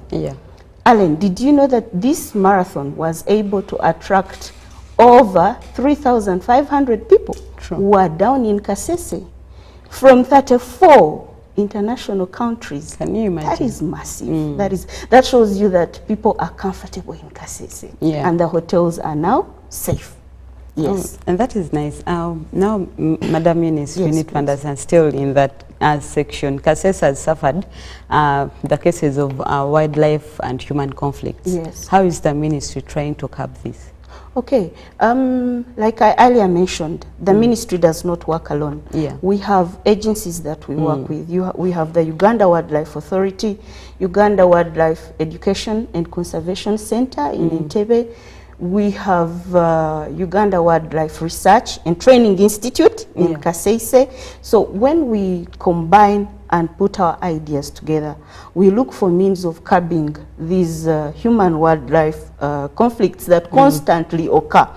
One of the things that Uganda Wildlife Authority has done is to prevent elephants from going into the communities. Yeah, that was a big case. Yes, that's a big case. They've put up a chain link that has prevented and pushed the elephants a bit further back into the park. And then those families that have been affected, the Ministry of Tourism, Wildlife and Antiquities, Uganda Wildlife Authority, always compensates. They have some amount that they give back to the community to compensate for the damages that have been done. But because of this security, even talking about the wildlife, because KCCA is not just about the wildlife and Queen Elizabeth, but wildlife is vital because it's what attracts most of the tourists. Did you know that the number of elephants that are now, the population has increased tremendously to more than 3,800 elephants. Wow, in Queen Elizabeth? In Queen Elizabeth alone. Remember, they had taken off. When there's no peace and security, it does not only affect humans, it also affects the what? The wildlife. Animals, the wildlife. They had disappeared. But now everywhere you go, you meet these elephants. They are safe. There's the Kazinga channel for them to have the water. There's the Chambura Gorge, where the dense forests where they go and have their peaceful moments. So I want to tell you, KCCA is safe for both humans and wildlife. Wow, that is nice. Unfortunately, because of time, I'll have to cut you short, but it is a beautiful conversation. And Miss Eunice, you're cutting short to the people watching us. Okay, thank you so much. I do implore you to continue promoting Uganda. I want to thank the media, especially the media. You're doing an amazing job. You're talking about Uganda, you're showcasing Uganda, and not just the media, also Ugandans. Ugandans are doing great in promoting their country. Sure. Every time someone takes a selfie of this new Chikorongo Equator Monument or of this beautiful place, there's what we call FOMO, the fear of missing out. Someone wants to know, where is this place? I have not been here. I have not seen this. I must go there. So thank you, Ugandans. Thank you, media. And I implore you to come and join us for the World Tourism Day celebrations on the 27th in KCCA. We have other activities starting tomorrow. We have the Peace Concert on the 26th. We are talking tourism and peace. We have games like the tug of war, cycling. We have music concerts. All this is aimed and geared at making sure we bring people together. The Basongora and Bakonjo of KCCA, we are one. Let's all promote tourism together. Thank you so much for those cutting shots. And for the people watching out there, just like Madam Eunice has employed you, I'm also going to employ you to make sure that at least for this year, please make sure that you travel to KCCA. Let us make sure that different organizations earn from this day, from buses, from transporters, hoteliers, street vendors.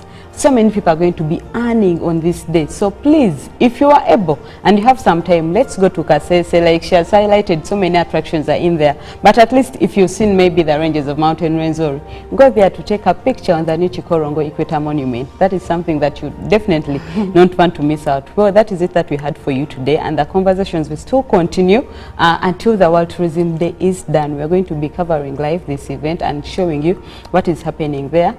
Catch you tomorrow. My name is Erin Alena Misango.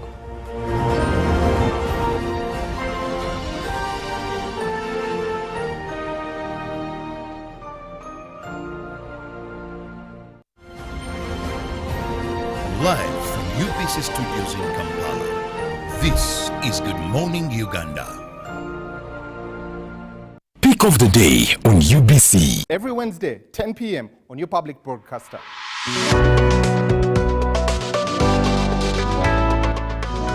Was brought to you by You can now get all the Chibuzi out with MTN voice bundles. Call all networks. Kubei Dondoro. Buy a 25-minute voice bundle for only 1,000. Or buy any daily voice bundle of your choice. Dial *100 *21 hash and select daily, or use the My MTN app. When we talk together, we are unstoppable.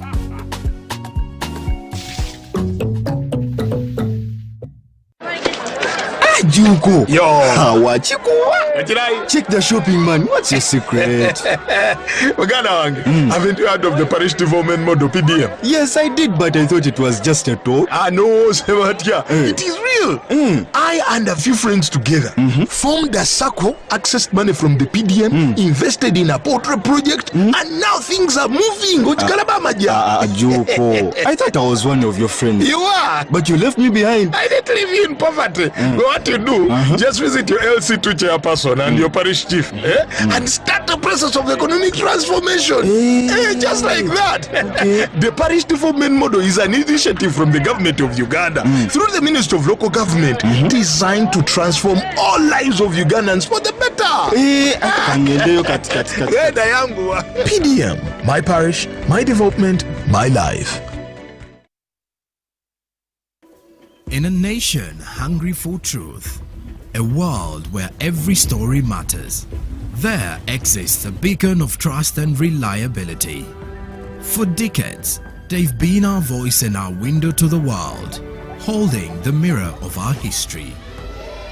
With 4 TV stations and 11 radio channels spanning 27 languages, they stand as guardians of information, defenders of truth. With Maskari Heritage Advantage, they uphold every citizen's right to reliable and free information. Their archived stories shaped our past and illuminate our present. Yet now, as new challenges arise and the world evolves, their mission faces its greatest test yet. Be part of our journey and let's navigate the unknown, uncover the untold, and safeguard our future together. Tune into your public broadcaster, for it is the intersection of trust and truth.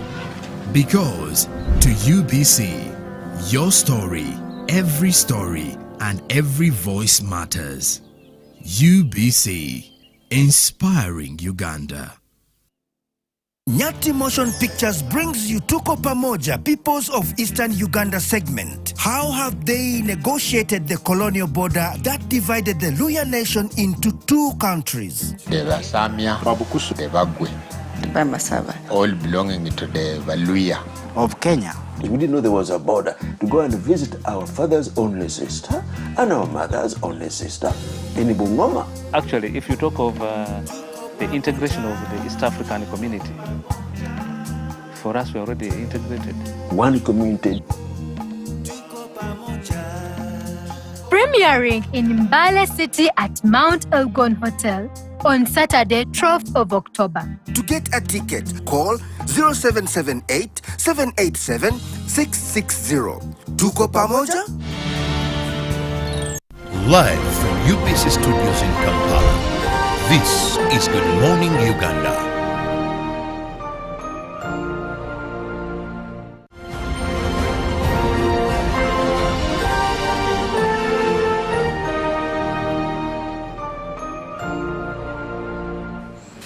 Over 10,000 tons of traps, including motorcycles and bicycles, are impounded from poachers at Maxon Falls National Park annually. This wire snares here, it was big, up to the other side there. So what we did, because now there is nowhere you can put them, so they have to plant. We planted down here on the foundation more than 10,000.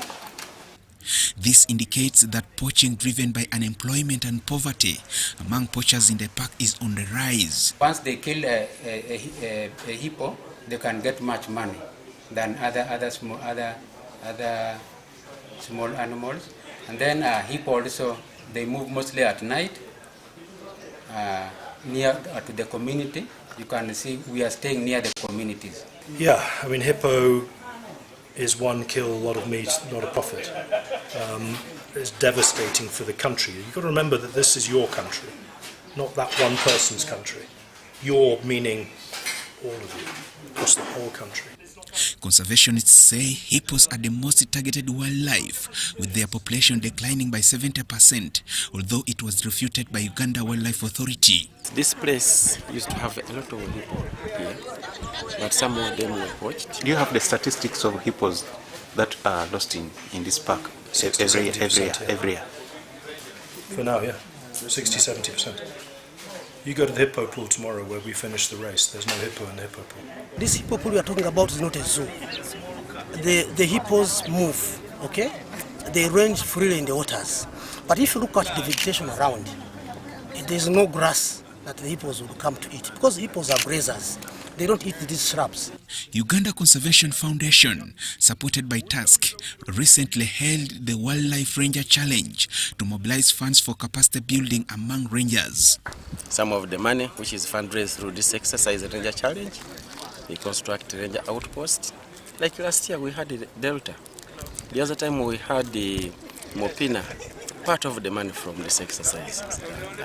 They may contribute money and I buy a new marine boat. Therefore, I'm increasing the marine dominance on the marine area, on the waters. Not only that, it may increase my patrol frequency. The Wildlife Ranger Challenge attracted rangers from all the parks in the country, and Kidepo National Park emerged champions for the 4th time. We learned on how to overpower our opponents. We studied their strength and their weaknesses. We know also our strength and our weaknesses. Me as a team captain, I know my weaknesses. Maybe I might not be good in walking, I can be good in trotting. That's why most of the time I tell my teammates, let's trot. Kibale National Park, which came second, was optimistic about winning the trophy next time after Kidepo's captain officially announced his retirement. I've built a team behind me and I believe that they can take Kidepo to the next level. Filling my gap will not make them fail. Yeah, that is our walkover now. When he retires like this, so that will be our advantage because this time around we have been the second people, but so the next edition we are going to be first. During the 5th Wildlife Ranger Challenge at Makshon Falls National Park, teams competed in a coordinated 21-kilometer half marathon carrying 22 kilograms of a kit. Oko Joseph, UBC.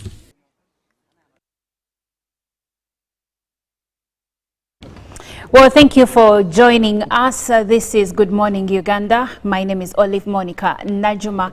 This is the agenda segment where we dig deep into some of the issues that have had tongues wagging or have had many debate or discussed. But now coming through is that hippos in Uganda's national parks have reduced by 70% due to poaching, and would like to look into this. First of all, what is Uganda Wildlife Authority doing about the same, and where are these people taking whatever parts from the hippos that they take? Are they poaching them for the meat, for the skins?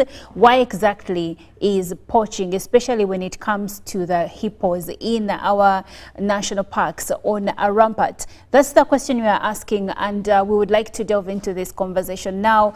You can join the conversation through WhatsApp number 0709-602-592. We will also be joined by Bashir Hangi, who is Bashir Hangi from Uganda Wildlife Authority, to give us some more details regarding the same. He will be joining us via Zoom, and he will give us more insights. But in studio with me is Joram Paul Sonko. Now, Joram, the situation doesn't look good. You see, when you hear stories and reports about poaching in our game parks, sometimes you think it is something very small. But now when you see that the population of hippos is reducing by 70% due to poaching, first of all, without sounding like an expert, what comes to your mind? What questions are raised in your mind? The first question is how safe are the game parks and how safe are the wild animals? That would be the first question that will definitely be struck in my mind, because we do understand that with the game reserves and the game parks that we have in the country, the aim is not only to promote the tourism, but also to safeguard the wildlife, and also protect wildlife from people.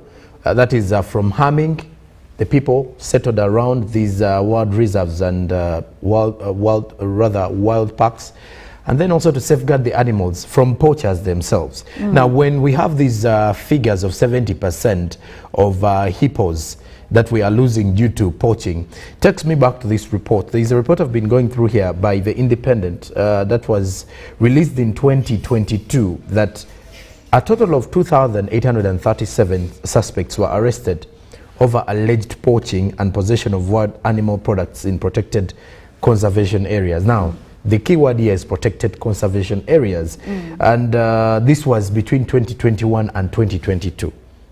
Now, in those 2 years, that is of course after the pandemic, one again would say we all know how the Uganda Wildlife Authority has been, you know, a very serious and very intentional when it comes to safeguarding and conserving wildlife. But when you have these cases that were reported, and these particular ones were reported in southwestern Uganda, that is in the districts of Chisoro and the neighboring areas, where we kind of have quite a number of different wild reserves as well. But when it goes back to the element of poaching, it is not something that we've been having a lot of, you know, it's not something that has been so much heard of in the Ugandan perspective. However much the cases have always been there. But this opens up room for a conversation of how are we going to safeguard and what measures are we going to employ and put in place, especially when it comes to taking these animals or illegally exporting animal products out of the country. Because after poaching, you do realize that there are animal products that are always packed, exported out of the country either by air or by road. And actually, when you mention that, it is ranger reports indicate that hippos are poached precisely for their teeth, which are carved and later sold as hippo ivory. So one wonders, first of all, there has to be a black market that deals in animal, should I even call them animal products? So there is a market, there is a black market that helps in the smuggling of these animal parts that are sold internationally, because in Uganda there is no market. So it also brings now another question.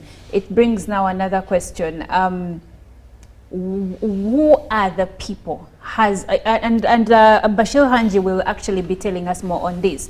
But one wonders, who are the people that are actually involved? Where are we in finding out who the people who provide the market, who the people who provide the money to the poachers to harm our animals? Because when you also look at this report that has started our conversation by the UBC newsroom, it reveals that hippos in Uganda are the most targeted species.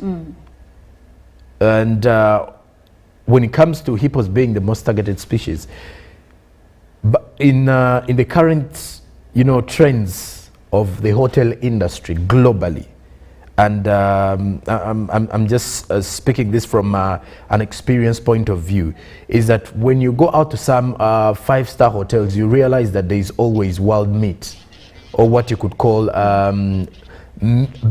meat that is normally termed as wild beef, that is always on in the restaurants being sold in various hotels, meaning that there are always questions on whether is it these hotel industries that are away from Uganda, are they the potential buyers of some of these particular, you know, products of, let's say, hippos? Because as much as we are looking at the foods that are always sold out, or the hippos that are always sold out of the country, you get to realize that most of the target markets include hotels, that is for the meat, or let's say for the beef products, or rather for the meat products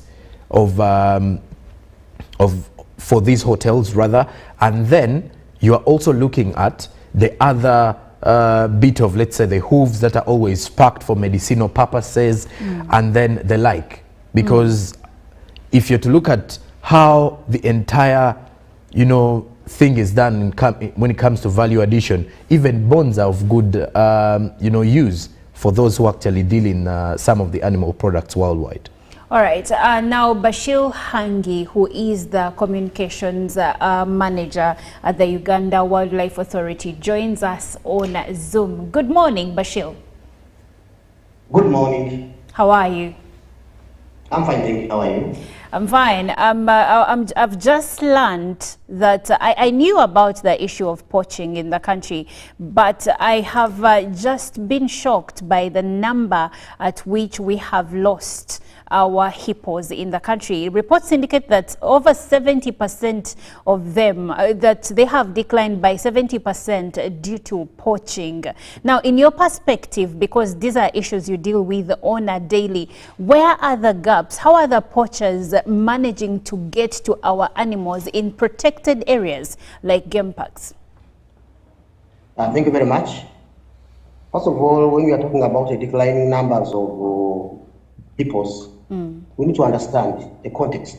Yes. Are we talking about hippos in protected areas or hippos in all the water bodies that we have in the country? But I want to guess, and I think I'll guess right.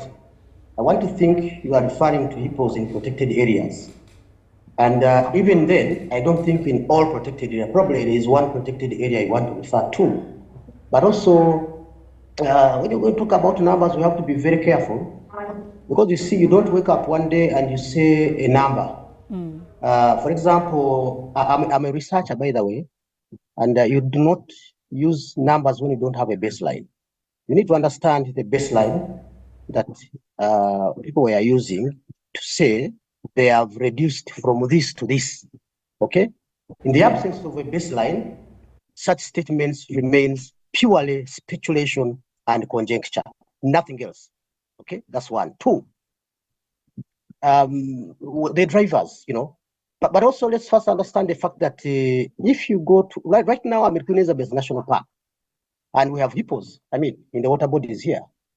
But look, for me to tell that the hippos have disappeared, it is merely by not seeing them, okay? Because if there's a place where I normally see hippos and I don't see them, to me, they have disappeared. But you see, my inability to see the hippos does not necessarily mean that the hippos have been poached. Now, this is not in any way meaning that there's no poaching, okay? Because poaching remains one of those challenges that conservationists globally are grappling with. So, the hippos, you may not see the hippos for a number of reasons. The other day, I was interacting with your reporter in Action Falls National Park, and he was making a similar statement that the hippos have been poached by over 70%. And then I reminded him that, look, this is not a zoo where you leave 10 hippos and you come the next day, find them. In a park, animals range freely, you know, from one place to another. That's one. Two, I would like to mention that we are having a challenge of invasive species. These are plants and trees that are coming up, and most of them are not eaten by these animals. And where they are, animals simply go away because that's not their food.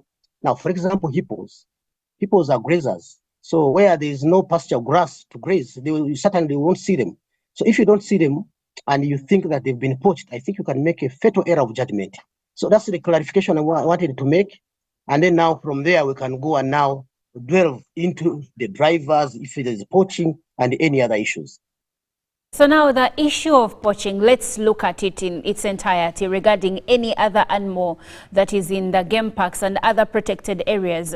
How bad is it? Well, the issue of poaching is one, like I said, it's one of the biggest challenges that we are grappling with. Because, you see, they are drivers. For us to understand this whole thing called poaching, we need to know why it's happening, okay? In your intro, you alluded to a 2021 story, which was talking about, I think, over 2,000 arrests that were made. And you remember at that time we had COVID. Most we had a lockdown. Some people had gone back to the villages. And, you know, COVID hit us hard, eh? If we were able to have 2 meals per day during the COVID period, you should always thank your God. There are people who could not even afford a meal. They were really, really surviving on handouts.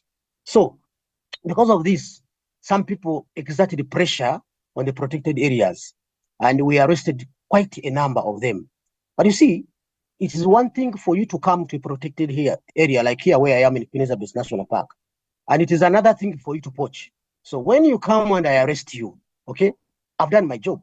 prevented you from poaching. Okay, the issue would be you coming, poaching, and then I arrest you after you poached, or you coming, poaching, and get away with it.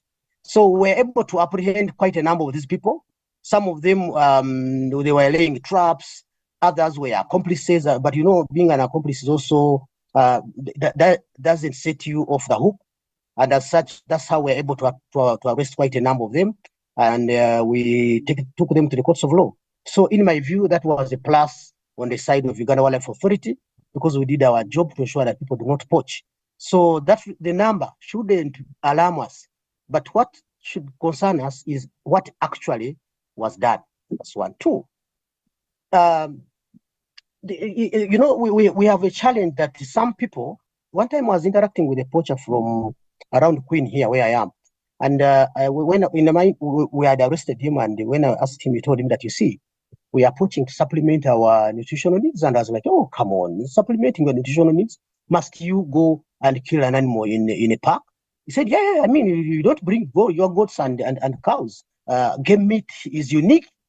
So when you have people who are looking at game meat in that way, you can be sure whatever you do, at some point, given an opportunity, you'll want to poach. And others, of course, their culture, they believe it has been in their line. They say since time immemorial, therefore fathers were hunters, and as such, they have to hunt, because for them, they are not poachers, but rather hunting. They think we are harassing them when they are doing what their great-grandfathers were doing. And we are saying, look, this time around, it is illegal killing of animals because it is a protected area, blah, blah, blah, blah. And we try to explain. So yes, poaching is the big issue, but it's containable. And I want to assure you and anyone who is watching UBC this morning that it is impossible to completely eliminate poaching. If anyone thinks that they can eliminate poaching, believe you me, they had rather think again. They need to give this a second thought. But we can minimize poaching to the lowest levels possible. And that's exactly what we are doing. For example, we have enhanced our patrols, you know, around the parks. You know, we have enhanced our monitoring. We have introduced technology. We are using drones now to monitor illegal activities around these protected areas. We have Earth Ranger and many other technologies that we are using to ensure that we are able to monitor and deploy quickly, swiftly, you know, so that we are able to contain any illegal activities inside the park. In your intro, I want to make a clarification. You did mention that the colleague you are in the studios did mention that people, I mean, the arrests that are made, this whole thing of illegal wildlife trade and, of course, wildlife trafficking, one will get the impression that the people who are arrested and the wildlife products and specimens that are seized, okay, are from Uganda's protected areas. That is completely untrue. It is completely of a misunderstanding of the whole idea of illegal wildlife trade. What is happening is that we do not want Uganda to be a transit route for illegal wildlife traders. So for us, even if you have your ivory from South Sudan, you have it from DRC, from Central African Republic, Kenya, or wherever you come from, we'll arrest you once we get you, and we will confiscate that. Now, when we confiscate this product, please do not make a mistake of thinking that this is from our parks, okay? We are able to do DNA, this is what we call genotyping. We're able to do DNA and trace the origin of some of these products. And I can tell you, we have traced the origin of some of the ivory that we've confiscated from as far as the Central African Republic. So it is not entirely true that when we arrest people with wildlife products, it means that they are from our protected areas. Mr. Hanji, a quick one here. Which is the most targeted wildlife species from our game reserves, or let's say game parks in the country, so that you can let the viewer fully understand this kind of situation? The most targeted are small antelopes for meat, because these are targeted by some members of the communities for a daily meal. I mean, that's the most targeted, okay? Yeah. And then you've mentioned something about how you intend to make sure that we control it to the lowest.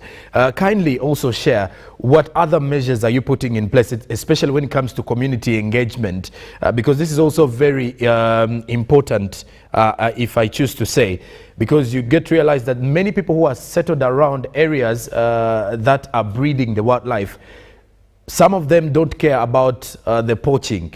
But one may wonder what other efforts is the Uganda Wildlife Authority working on to ensure that not only the rangers but also the communities within the catchment zones or the conservation areas are also part of safeguarding and protecting our wildlife. Thank you very much. Actually, in addition to the law enforcement aspects, which you want to use, which we want to call a stick, we also have a carrot or a software approach to conservation, where we engage communities, we do community meetings, we do a lot of awareness. We have a mobile van, a video van that moves around all the parts of this country, creating awareness, so showing people videos, you know, so that people are able to appreciate why we should conserve wildlife. Why, if an animal goes out of the park and destroy their crops, instead of killing it, why they should come and report to UWA, and we put in place video measures, including compensation. Okay, so we have these, but also we have community scouts. These are people identified by the communities themselves, and they believe they can work with us closely. These scouts are equipped to give them the equipment that they need to, like, for example, rain jackets, gumboots, torches, mention it. And they have a number of tools they use when animals go out of the park. They also, because, you know, one of the challenges is that once an animal is outside the park, it is more vulnerable to killings than the one that is inside. So once animals go out of the park, these people make an alarm, and the animals come back inside. They chase them, and they come back inside the park. But also, our community conservation rangers are always in the communities creating awareness, and we engage from the district level up to the village level. So we do not only limit our engagements to the frontline communities that are neighboring the park, but even at the district level, we engage all these leaders, because they all have a stake to play in terms of wildlife conservation, and clearly this is spelled out in the Wildlife Act Cap 315. Now, in addition to that, we also understand that the communities are not gullible. They are understanding members. They see that there's tourism that is happening in these protected areas, and because of that, and in appreciation, of course, of their contribution towards wildlife conservation in the country, in terms of the revenue that we collect, we share this revenue with them. 20% of our total collections from all our gates go to communities, and these community members develop projects that are funded using this money. We have enterprise development, where we are supporting communities with some sewing machine,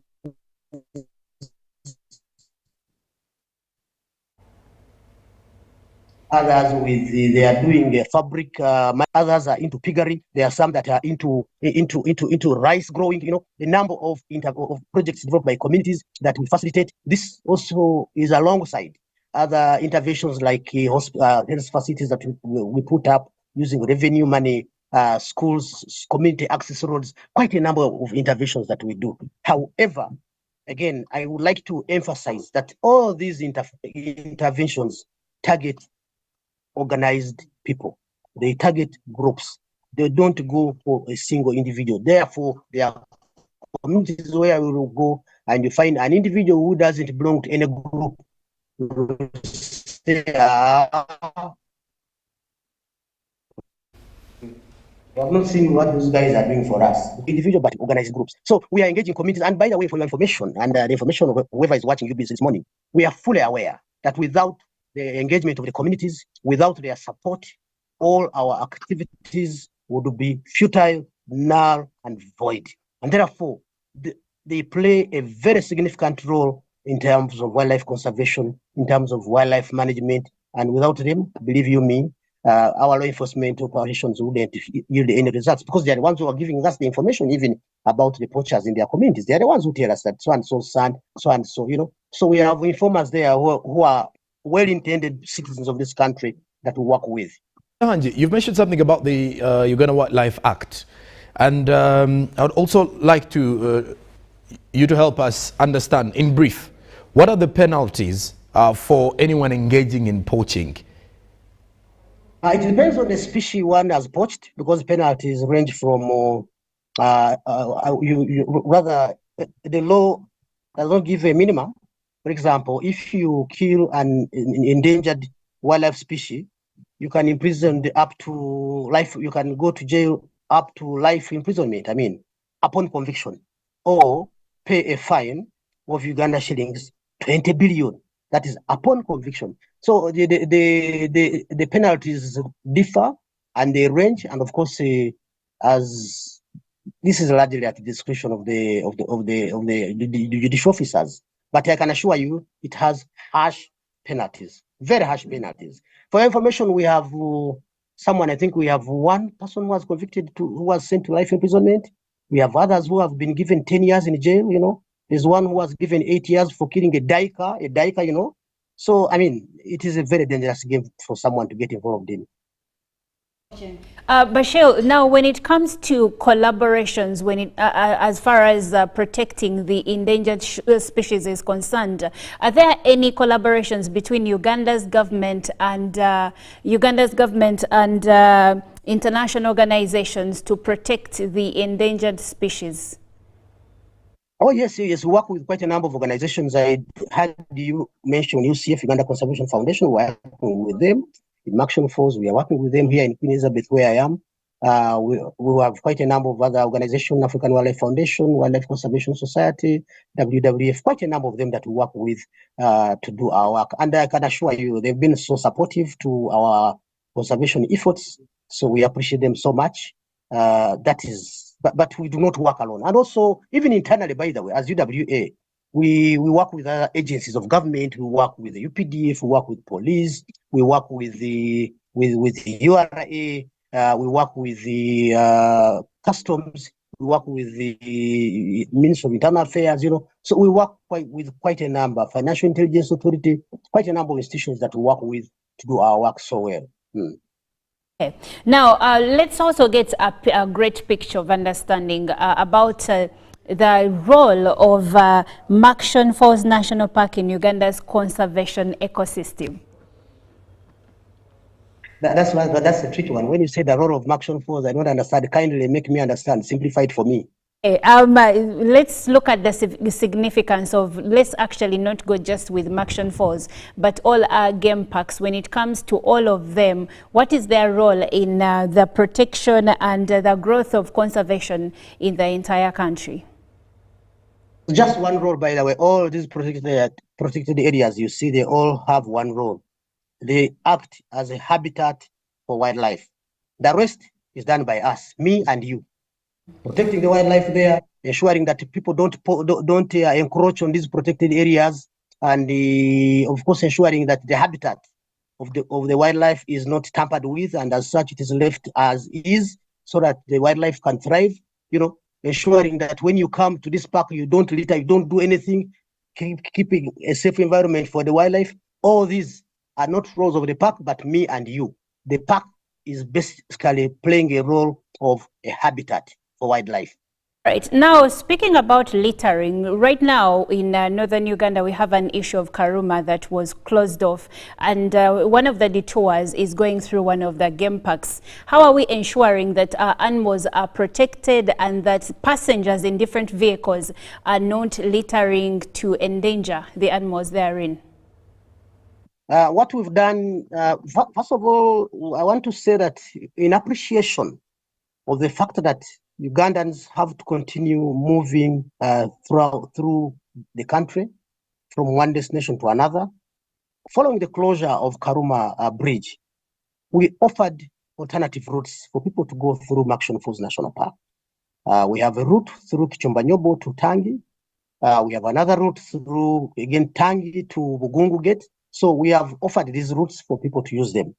For those who are just transiting through, they are using Tangi Bugungu gates. That's the route. For those who are coming for tourism activities, of course, we have reserved Kichumbanyobo gate for them. But I want to say that yesterday, we revised this, and as of today, I can confidently tell you that even buses now are allowed to use the Kishumba Nyobo gate, because we realize that buses have passengers, so we have allowed the buses also to use the Kishumba Nyobo gate, but also even other vehicles that want to use the Kishumba Nyobo gate, they can use it, but they have to pay an entrance fee. Now, that said, we have put in place measures. We have enhanced our deployment along those routes to ensure that people adhere to the speed limits. I must tell you that we have experienced a number of road queues as a result of people violating the speed limits while inside the park. And quite a number of people have been penalized. For example, last week alone, we were able to collect over 4 million in penalties. It was a lot of money, 4 million in penalties. The intention is not to collect the money, but to ensure that people observe the rules, to ensure that people play by the rules that are put in place. Because for us, the interest is not money, the interest is to protect the animals. So we have road humps along those routes, but they are not enough. Some people still, they want to overspeed. We have speed cameras. I'm sure if you've gone through that road, you've seen the speed cameras. They send us signals, we get these guys. But also we have deployed monitors along these roads. They have speed guns. They come at a time when you least expect them, and they show you this is the speed you've been overspeeding. So we are doing all this to ensure that people can observe the rules and control their speed. That's one. Two, we are also monitoring littering. I can tell you, I know that we penalized some motorists for littering. And some of them now realize that it is a dangerous thing. If they have anything, they leave it at the entrance gate, because we have a trash bin there. So if you have finished drinking your water or your soda, you can leave the bottle at the trash bin instead of carrying it in your vehicle and then throw it in the park. We want that park to remain green. That park is nice, and we want it to keep it like that, so that even the children of our children who will be there long after we've departed, they should be able to come and appreciate what we did. So we have put in place measures to ensure that, one, people do not litter, because we have a zero tolerance to littering policy, to ensure that people do not violate the speed limit. Those who do so, we penalize them. Those who litter, we penalize them. And by the way, for littering, the penalty goes to you, the operator, the person with the motorists. So if you carry someone in your vehicle and this person litters, for us, we hold you responsible for that. So that whoever you are with in the vehicle, you sensitize them, you tell them, please, if you have a water bottle, leave it in the vehicle. Do not throw it out. Do not throw it at Kavera. We don't want that to happen. So we have enhanced our operations there. We have increased our manpower along the route to ensure that people are able to abide by these rules. Oh, Bashir, I have a comment coming in from Julius Odeke, who is in Gulu, and he says, in Gulu, it is normal to sell and buy game or bush meat. Even hotels sell have them on their menu. When members of parliament were recently here, some of them enjoyed the bush meat. This is according to Julius Odeke. And he says, poaching is here to stay unless we enforce the law, arrest those that are found selling game meat or even buying it. Now, as we close, I would like to know, are there efforts put in place to maybe arrest those that are found selling game meat in different establishments? I wish Odeke could share with us that, if you see, this is the challenge we have.